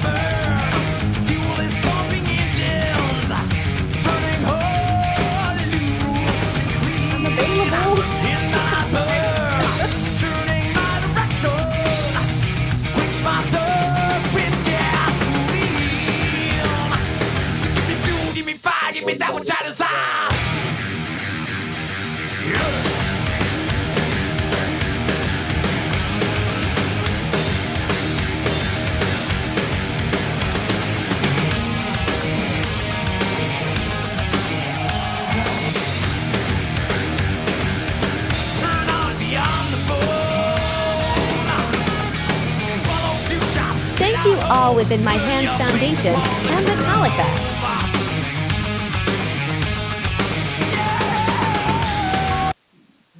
I mean, I'm available. I know, right? It was an awesome experience. And so Jimmy Fallon was the host. And when he came out, he gave a shout out to VVC. He said, we have people from the high desert here from Victor Valley College. And the students were sort of stunned. Wow, that's That's amazing. so Yeah, it was cool. fun. It was great. So that is my report. I think it's so cool what this group has done with, they do this because they've been traveling for years, and they know that they can't be successful without the background and the people that help them haul the equipment and do all the stuff to get them where they're going. And so they really, from their heart, they wanted to give back to this industry. was a very compassionate gesture, very impressive. Two things. So every year when we've had the gala, we've had the award winners announced and all that. What changed this year? They've been announced. I'm not sure if you didn't I've been at all the board see meetings. it. So. Are you talking about the, Yeah, the like winners the, at the yeah, thing? Don't we yeah. usually do that after? No, usually We do our surprise notifications Yeah, and we put they've them all on been our surprise social notifications. media. Yeah. And you know, perhaps last month we combined our report, so it wasn't sort of a specialized Yeah, report okay. with Hall of Fame. So do you want me to make the announcement or do you want to No, see it for yourself? I was Yeah. I was just kind of wondering for Yeah. the public. And then the second thing, last year, by June, we had received at least 50 inquiries from trucking companies that want to come up here. So if at the right time, sometime mid-year, a lot of them could not find places to buy or lease. So the cities, like Hesperia, doesn't want a lot of truck traffic going down Ranchero or Main Street. So they're having a hard time locating, but with all the logistics coming up here, I think there'll be a great opportunity for the foundation to leverage relationships with these companies. The other thing, multiple times, because we like to have lunch over at Just Ranch, and you drive by here and you see those trucks out in front. Hey, talk about great advertising. I mean, you see the trucks drive around and people call me and said, you know, are you guys in the truck driving business? Yeah, we're in the truck driving business. So, We're you in know, every business. we're all about marketing in our industry. We are. So I don't know about, you know, not taking those trucks down down Bear Valley to Dead Man's Point and coming through the town of Apple Valley and going down Apple Valley Road. I don't know if you do it, but it really does look good. It's really an awesome look to see those trucks all at one time out there in the parking lot. A parade route. No, Joe's gonna map it out for no, us. but it grabs attention. And that's what marketing's all about, is grabbing attention, creating desire. So, yeah, it's great. So if we can help you on the trucking deal, because Absolutely. they're all coming up here eventually, whether we like it or not. We are looking, we've been talking about doing some sustainable and maybe something like we did with the hospitals where they provide some financial assistance and they can have employees and we're just beginning those talks. Yeah, so Absolutely. they're being very quiet. The small independent guys are one thing, but Hunt's gone in big on Barstow. Schneider's coming in, we understand. They're quiet about it while they're doing it, but eventually they're gonna need the local, they're gonna need local talent, and that's We'll when. be there. Absolutely. So we're thankful that Dr. Tarango likes to wrap everything. No, I'm telling you, it really looks cool. You know that we actually, our DMV testing takes place in Fontana, so we actually have to drive those trucks. Yes. Down to It is a Fontana. So they combo. travel the freeway too on a weekly basis with that advertising. Those trucks have some Now, are miles already. people calling because of it? We are so overloaded, and interesting, if you have Dr. Radcliffe who does a great job, with, it sells itself, there's so much growth, so many people need it, we have so many business partners, but what we are actually massively struggling with Instructors. is faculty. Yep. We can't get enough faculty to barely hold 2 cohorts a semester. We have the truck capacity and we have more than enough student interest to double it in size, if not quadruple it, easily, but we cannot get faculty who meet minimum quals, to teach the class. So that's where we're struggling. I'm sharing that out loud in case anybody has any friends, family, loved ones, who would like to teach for CDL. Are you having the same challenge with cosmetology? No, but Not as much. cosmetologists don't make as much an hour as commercial drivers do. So it's hard. Maybe to a compete hybrid with program. their wages, but on top Oh, I see. A You know, mobile cosmetologist. I would say one of the best marketing tools that our region has is I-15. So at Main and I-15, well, you have 105,000 cars going north, 105,000 going south a day. You take one of those, take one of the big boards that Lamar's got on the electronic side, and you do that for 6 months. I mean, Eric Schmidt was out there doing it with Exquadrum. That's how he got his employees. So that board really helps those people going up and down that hill. You got 90,000 people going down, and then you got all those people on weekends. So that's where I would suggest maybe putting some of that money. we will work with HR to see if that's an option for us, because we have done many of strategies, and we are still looking for the golden boost strategy, so. We'll be in. Well, and this is probably not the right thing to say, but I'm gonna say it anyway. All the big companies like BNSF, what are they doing? They're offering rewards right now, or they're offering bonuses. So that's, I'm not telling anything, it's a secret. I mean, a lot of people in the automotive industry up here have lost mechanics to BNSF because they're offering, 25 grand to show up, with some experience, so. What are the No qualifications? degree, with no degree, 15 years of experience. Also, here's another big one, you have to have a California driver's license. A lot of our truckers have out-of-state driver's license, and that was an off factor for us. You have to have a California, trucker driver's license. 15 years, no degree, 6 years with a 2-year degree, and 2 years with a 4-year degree. Do you have to have a CTE credential? No. No? No, you just need to be able to, with the degrees and the years, then you need minimum column. If you have no degree, we go through equivalency, you have to show 15 years of experience. So, the people with 15 years, they make quite a bit, and the rest, struggle with that, degree requirement within their area. Thank you. Mr. President, that concludes my report. Okay, Wow. thank you. Okay. I can't live this. Cool. Yeah, I don't want to drop it. 3-minute limit on reports. Purpose of these reports is to inform the Board of Trustees regarding issues pertaining to those constituency groups. Academic Senate. Not here? Not here. AFT, part-time. Not here. Wow. I don't think I've ever seen those people. ASB's here, though. Yeah, I know. I'm just helping. ASB, Updated the DC list to include students at large. Thank you to John and Facilities for the drinking fountains. We really appreciate them. And that concludes my report out. wow. Great report. Great report, yeah. Maybe a good politician. CSEA, Not here. CTA, Not not here. Management, they're always here. Do we have a manager? Nope, next. No? Not here? Well, we have a room full of managers, but I don't think anybody's prepared. But We've heard take plenty. our report from the John Rice as a management report. And the Cora. No, that and was good, yeah, the John Rice. Consent agenda, all matters listed under the consent agenda are considered by the Board of Trustees to be routine and has been approved by the superintendent Motion. president. Second. Okay. I think you all know how this works, right? We sure do. Did I have a second? Yep. You Okay. know it, brother. Do we have any that want 3 to or be 4 seconds, take on the Do we have anything that we want to take out? Okay. Got a motion and a second? Approval? Student advisory. Student advisor. Yay.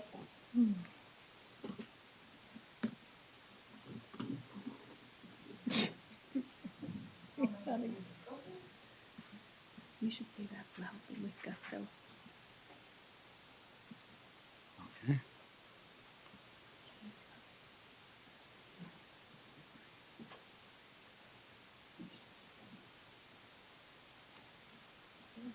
Okay, then we have action agenda, the complete written request to address the board. Nobody's got anybody? No written requests? No problem. No public comments. I'm not going to read all that. It's a good decision. Thank you, Mr. President. Second. Board of Trustees, action agenda, separate approval of items pulled from consent, nothing. Foundation donations, 12.1. No, we got You missed 11.2. 11.2. 11.2, did I miss one? Very important. Motion. Motion, Second. Board Resolution 2303, Black History Month. The middle of the So, list.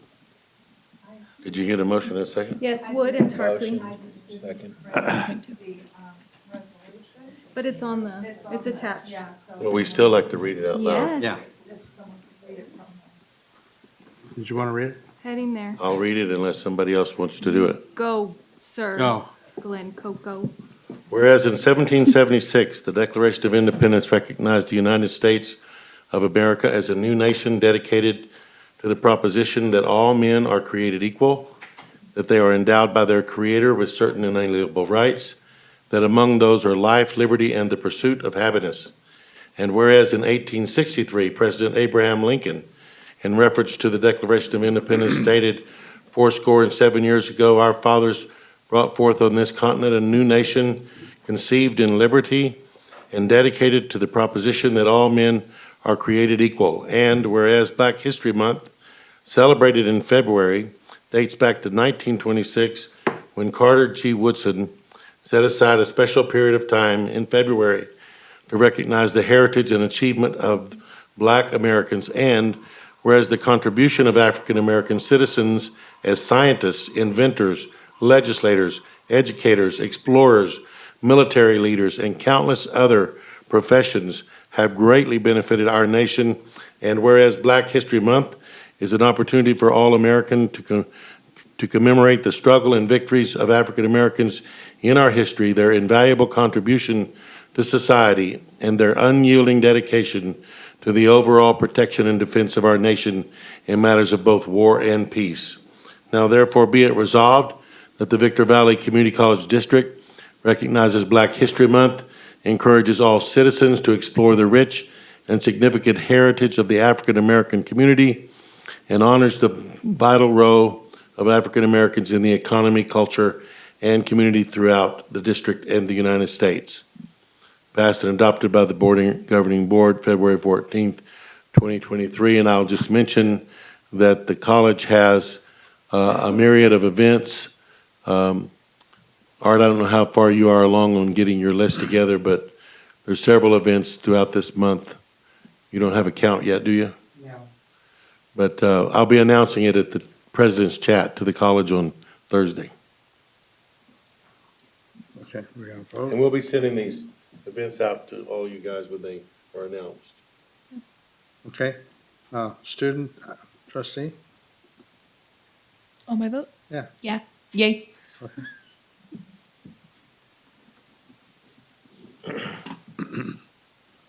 Okay, superintendent president action agenda, 12.1, foundation donations. Motion? Second. $930,000 and 291 cents. How much?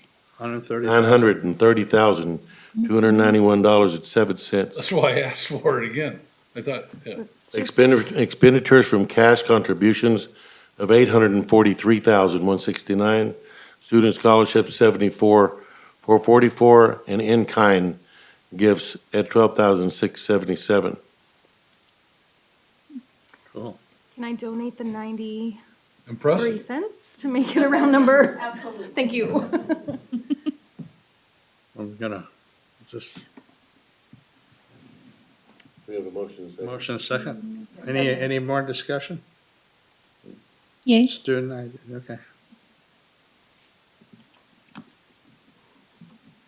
Congratulations, Kirsten. It's a lot of money. So on this next one, you're just gonna open, on this next one, you're just gonna open a public hearing. Oh, yeah, okay. Okay. Public hearing and adoption of resolution and findings to declare that two unimproved parcels of land located in the city of Hesperia, AP 3064-57108 and 3064-57109 are surplus per California Surplus Land Act. Do I have a So, motion? no, not yet. So Oh, you we have, got it. you have I the got a public, finding. public hearing first. Yes, okay. And see if anybody wants to speak on this, then they need to come to the mic if they're recognized by you. And then That's right. if not, Okay. then you close the public hearing, do it first and second, and then the board can I got have it. its I got discussion. it. Okay, you don't have to explain it to me. Anybody want to speak on it? I'd like to say something.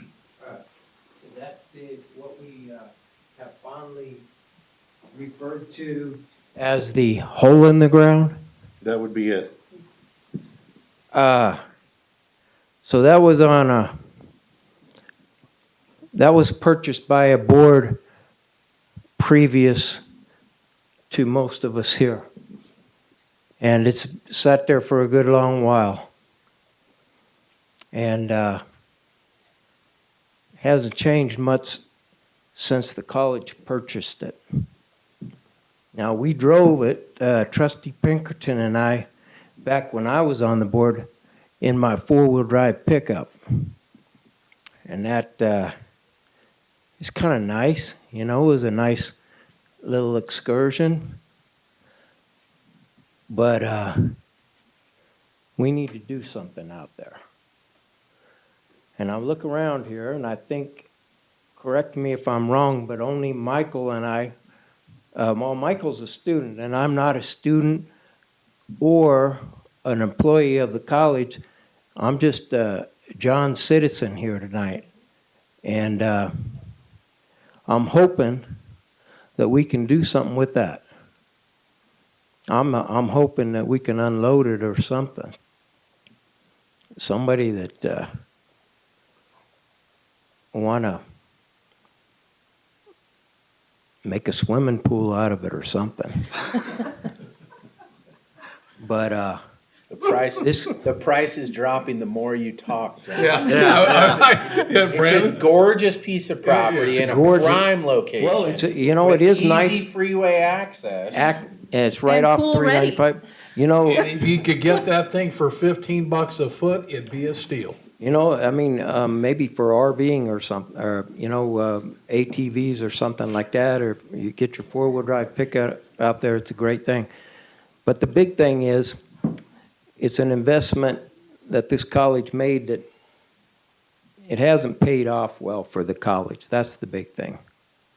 So as John citizen, I'm urging y'all to do what you need to do to make sure that our college, our students are taken care of. You just had 18 board policies that you reviewed, and all those things were for our students, to make sure that our students are taken care of. And everything that the college owns, all of its facilities, its lands, and there's another piece of property out Baldy Mesa area that you at some point we'll be talking about, I'm sure. But everything belongs to the community and the students that that the college serves. Everything. And like Dan Walden always says, every decision we make has to be in the interest of our young people and our community. Well, here's a big one. So I'm hoping that, and praying that the right things be done here. John R. Pinkerton, citizen of the High Desert, checking out. The third, right? Yeah. The third. Yeah. So, for the public's information, because most of you probably don't know this, when a public institution like ours wants to,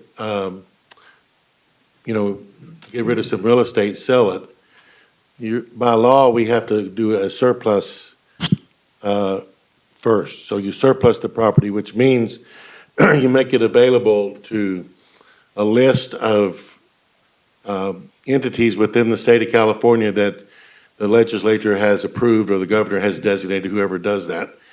And there's, what'd you say, how many, John? 13,000? I think there was like 1,200. Oh, 1,200. 1,300. Okay, so. They're called affordable housing developers. That, and there's a couple of other entities you have to also. So the low-cost housing, affordable housing is, Trustee Brady just said, and I don't know what the other two or three are, but anyway, we have a list. We have to actually contact them with the contact information they provided. So that this will be handled by our attorneys. And we have had, the foundation donated 5 acres I believe it was last board meeting, right? That's now, so we now have a 60-acre parcel. Theirs is not hole in the ground, it's on top of the ground. And so that's now all belongs to the college. The deed has now been recorded. I saw a copy of it today. So what happens is we have 60 days to put it out, to notify these people and leave it for 60 days. If there's no interest, then after 60 days, we're free to put it on the open market. If there is interest, then we have to negotiate with whoever the interested parties are, and within 90 days, if we cannot reach a deal that's acceptable to the district, then we are able to go to the open market.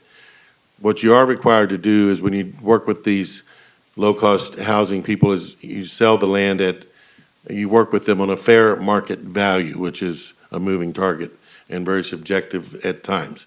So we have our own appraisal that was done as attorney-client privilege, so it's held by our attorneys.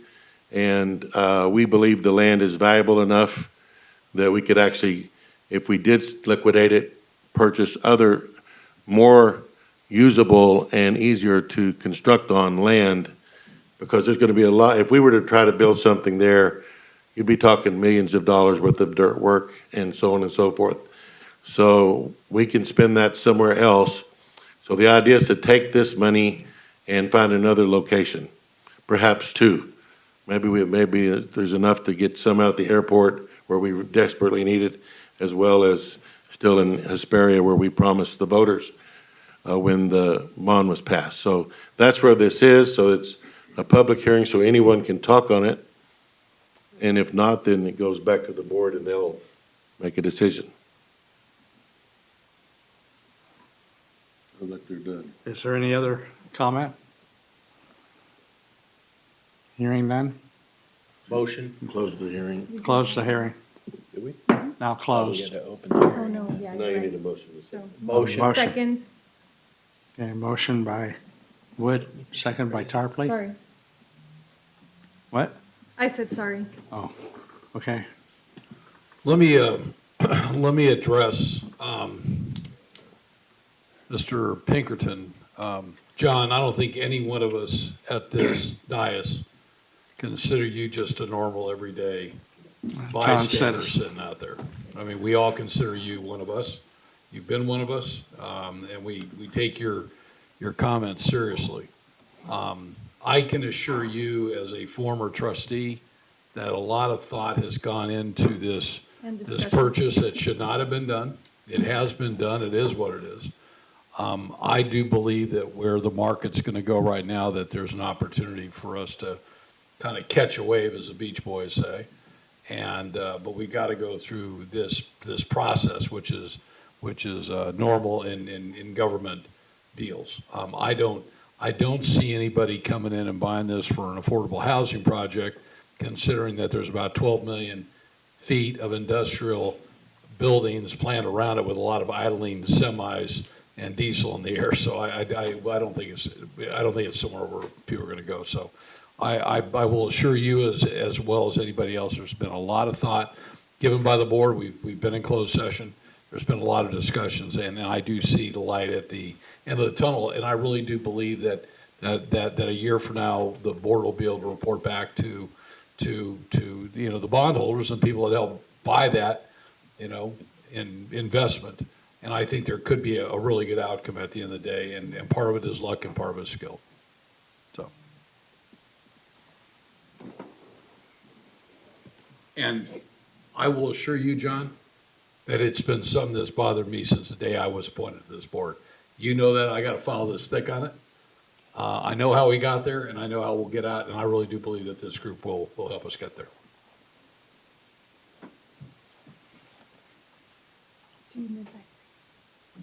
Anything else? Yay. Okay. Yeah, that was good. That's good.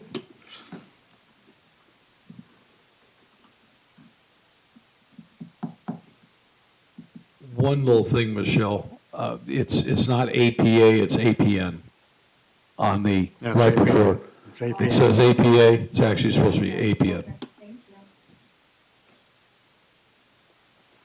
Okay. 13.1, 2305, resolution of necessity. Motion. Park West Construction Company, Second. number 3.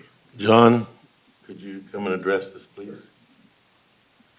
So this is the final change order on the renovation project of 50, 52, and 55.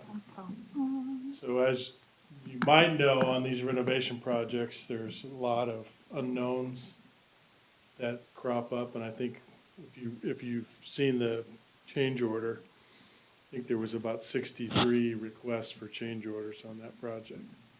So that's why we brought them incrementally. This change order has 14 items on it, 14 different items totaling $515,168.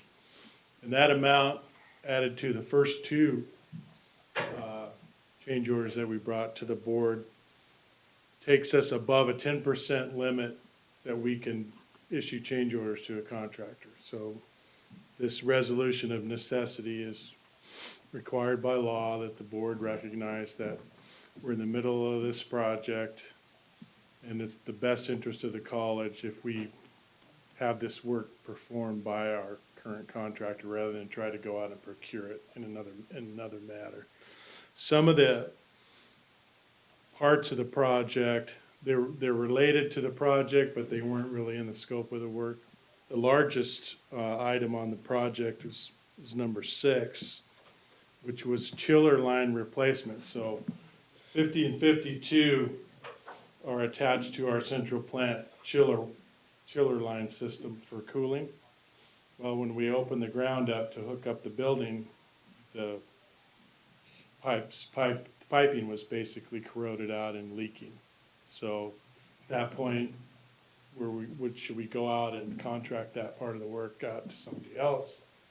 We did get pricing from other underground contractors, and it turned out that our price with the sub for Park West was actually cheaper than the other two prices we got. So we're doing our due diligence on a lot of that. We had parking lot.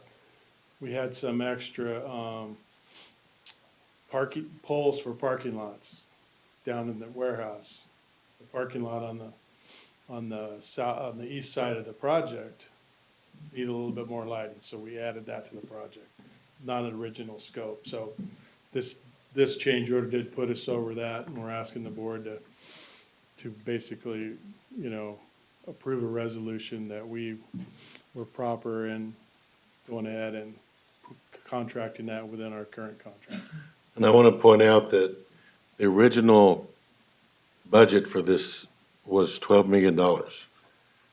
And yet we're still coming under, with all the change orders, at 9.960 million. So we're still under 10 million. So we came well under our budget that had been set aside on this. So given that you're remodeling, there's always a lot of unknowns when you remodel. When you go in, like we're doing down below with the new event center, the only surprises we would expect would be below the ground, which is what we found. And that's where there would be changes. But now that we're above the ground, operating off a new slab, it's going to be, just get it built.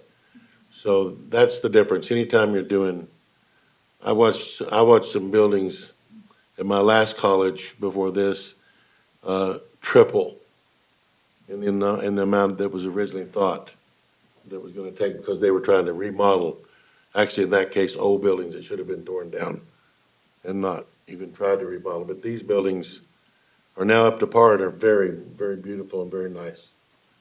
Yeah, and if you get a chance to go through them, I would encourage you to do that. 12 new classrooms, 10 new faculty offices, and the administration building. Where's the funding coming from for this? This is the GIC. Okay.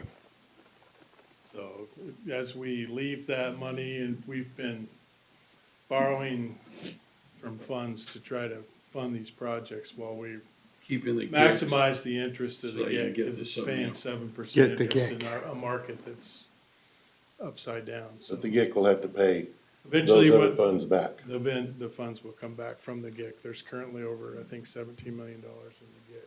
Well, by the time we get done with this and we get done with the educational conference center, is there gonna be any money left in the GIC? No. I didn't think so.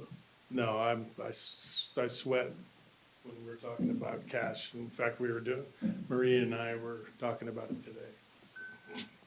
So, because the county watches our cash, and we got due froms going all over just to keep that GIC earning that 7% right now. So can get sweaty. I'm surprised they. But as long as Those are we're trans- contractors want to be paid. Yeah, They don't care what your exactly. cash flow Exactly. issue is. Yeah. So, as long we've been transparent that the county knows that, we're trying to keep that interest maximized because what the county treasurer's, barely over zero right now. So it's been a challenge, but we'll see what happens. Call for a vote? Student advisory? Thank you, John. You're welcome. Yay.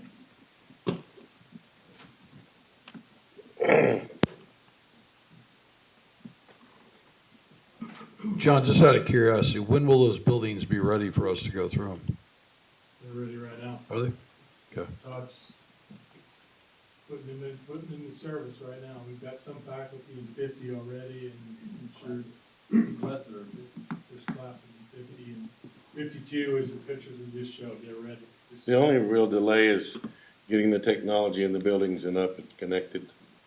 So every faculty office has to have computers, as you know, and all that kind of stuff. Every classroom's got to have smart technology now because everybody uses this kind of stuff. So that's the only We just got a delay. few punch list items left, and they're ready to occupy.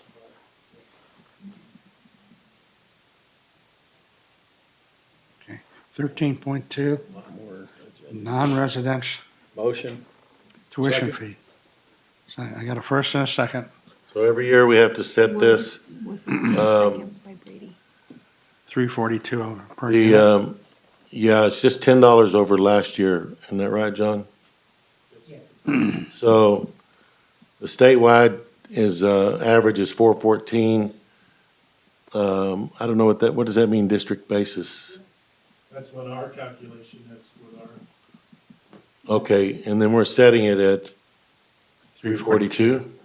Yeah, we're setting it, we kind of, because of the COVID, so everybody's funding stayed at a funding level before COVID, and everybody's enrollment went down.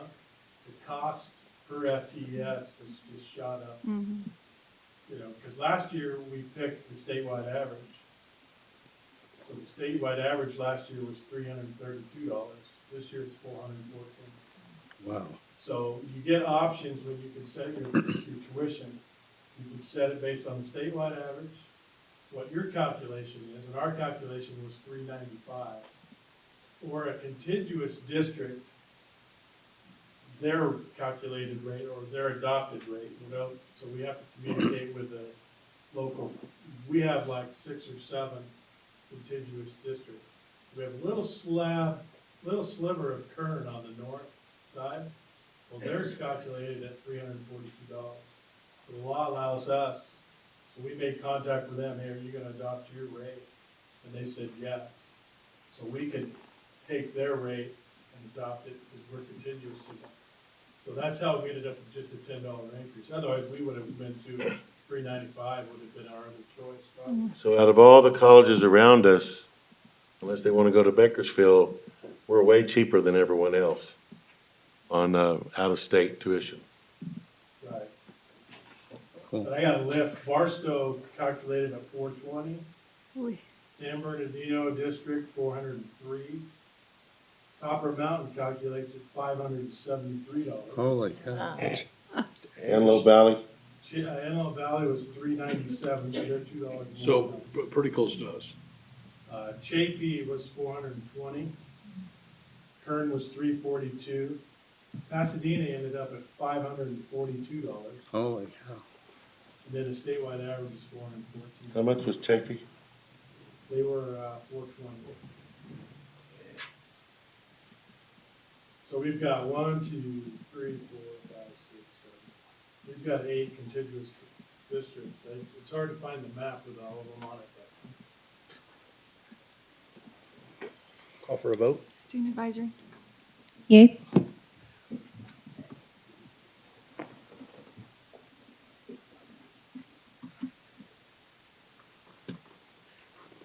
Not everything. Not everything.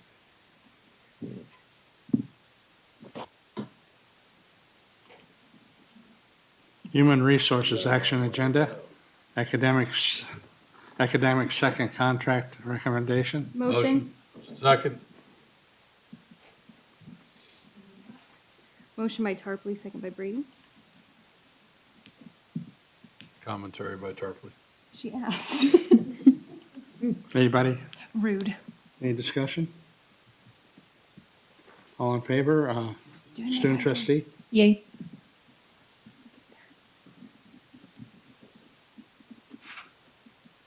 Academic third contract recommendation. Motion. Second. Motion Wood, Second Brady. second Brady. You got it. Hold on. We got a motion and a second. Student trustee, any discussion? Student trustee? Yay.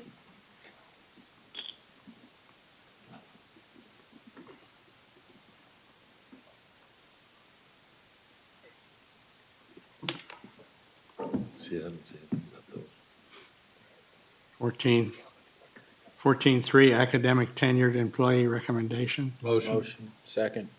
So this Motion is by Brady, 10 second by Wood. 10 tenured faculty that you'd be granting them tenure.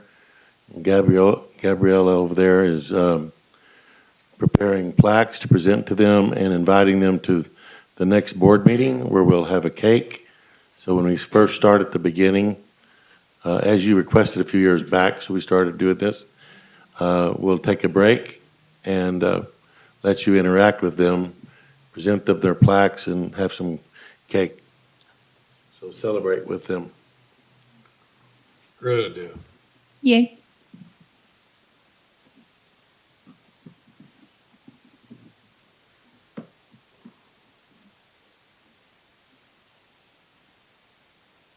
Fourteen point four, non-classified. Motion. Second.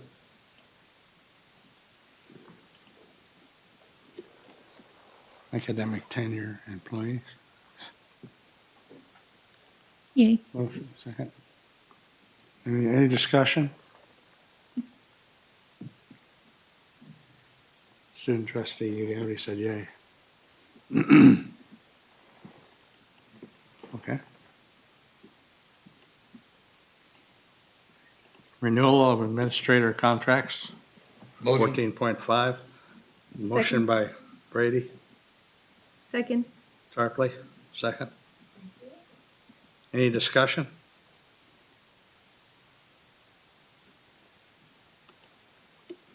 Student Yay. trustee?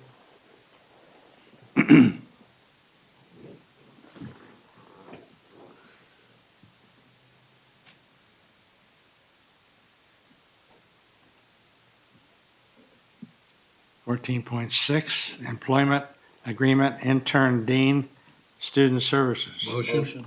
Ooh, I got two motions. Second. battle it out. Okay, Fred. Wood, second. You got it. Any discussion? Student trustee? Yay.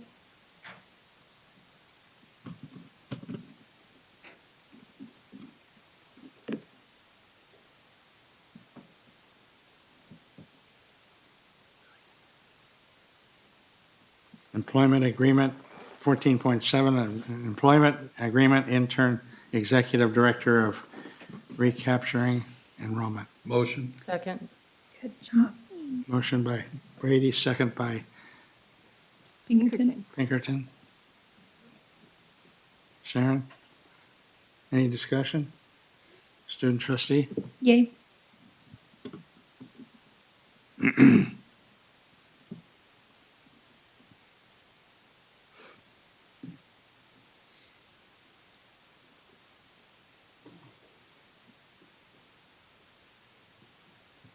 14.8, employment agreement, intern director, instruction, non-credit. Motion. Second.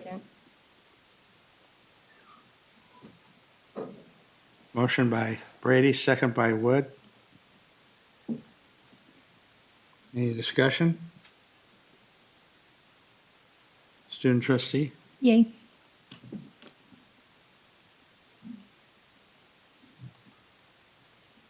14.9, academic equivalency, Sharon Davenport, Motion. Second. second by Wood, first by Brady. Any discussion? Student trustee? Yay.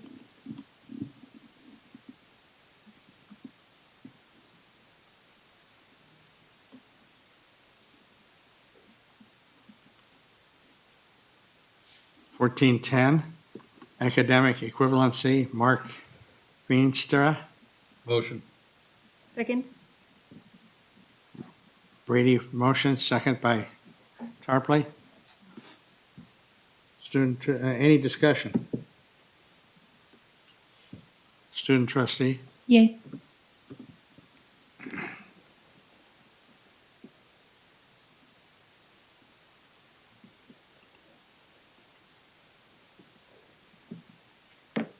$15.1, continued funding application fiscal year 23-24, Department, California Department of Social Services. Motion.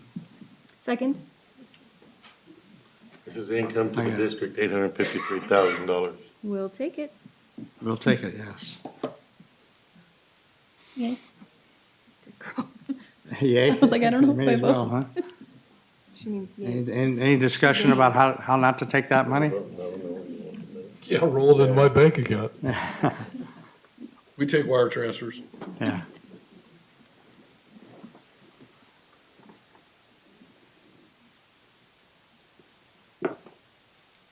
Continued funding application, 15.2, California State Preschool Program. Motion. Second. Motion you by got it. Tarpley, second by Pinkerton. Pinkerton. Tie goes the runner. $412,000 income to the district. Cool. We'll take it. Any discussion? Student trustee? Yay.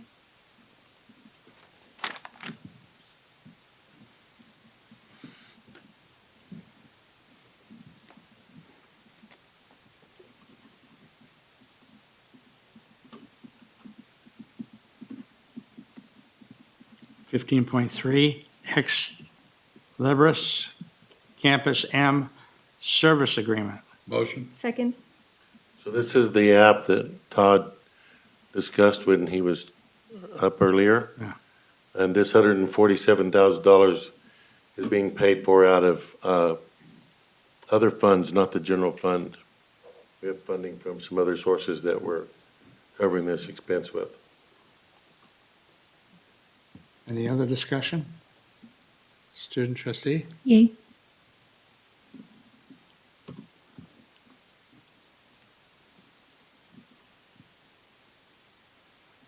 $15.4, Inland Empire Desert Region Participation Agreement, 2327-22N.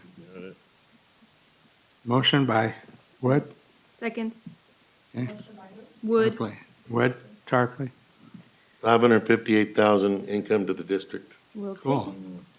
You're getting a lot of money here. Dan's full of dough tonight, man. I know. Yes, he is. I like it. I like it a Yeah. lot. We spend a lot too. Yeah, we do. Student trustee? Yay. We're gonna get some bathrooms for those baseball players. 750 seats, little private box.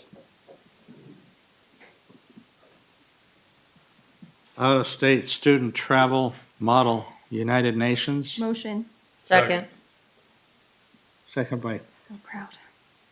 Pinkerton. Sharon. For sure. With gusto. All expenses paid Paid by by fundraising. fundraising and ASB funds. Yep. Student trustee? Yay.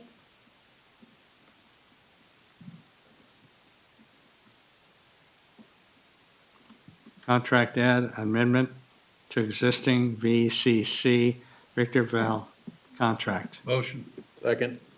Okay, got a Income. motion by Brady, second by Wood. Income to the district, $250,000. Wow, Yes, please. pocket change, huh? We're getting that $5 million Yeah. figure, John, for your baseball stadium. Yeah, it's all coming together. You know, another way to do it is sell sweets. The Joseph W. Okay, do I have Brady a suite. trustee, a student trustee? said yay. You said yay? Yeah. Got it. Vote it on up, boys and girls. Cakes. I'm in, Jennifer. Information discussed in first read, Board Policy 4260. Well, we I have, make a so suggestion. you have Can we put 18. them all together? No, this is just. a There's no read. voting here. No voting. This is our This is first just if somebody wants to discuss. I got a feeling they don't. But if they do, you have 18 of them. This And is we a have first them read, emailed. and then next month, there will be a vote. And Miss Michelle emailed them to us A while ago. a while ago. Okay. No excuse to not have. And then you have a discussion, if you wanted to have it, on an emeritus status. This is, the Senate makes this decision. Yes. So who did they give it to? Eric Meyer. And then quarterly financial reports. It's a non-action item. Motion to adjourn. Second. Any dissent? Student trustee? I did not wear my collar. Student wants to stay here She tonight. wants to stay here all night, yeah. All right. Motion to leave Motion. the student behind and abandon her. Thank you, Carried. Mr. President. I was just confused. I was like, We're I adjourned. didn't know you could make the motion. See, you got us out at Motion 8:12. to ditch.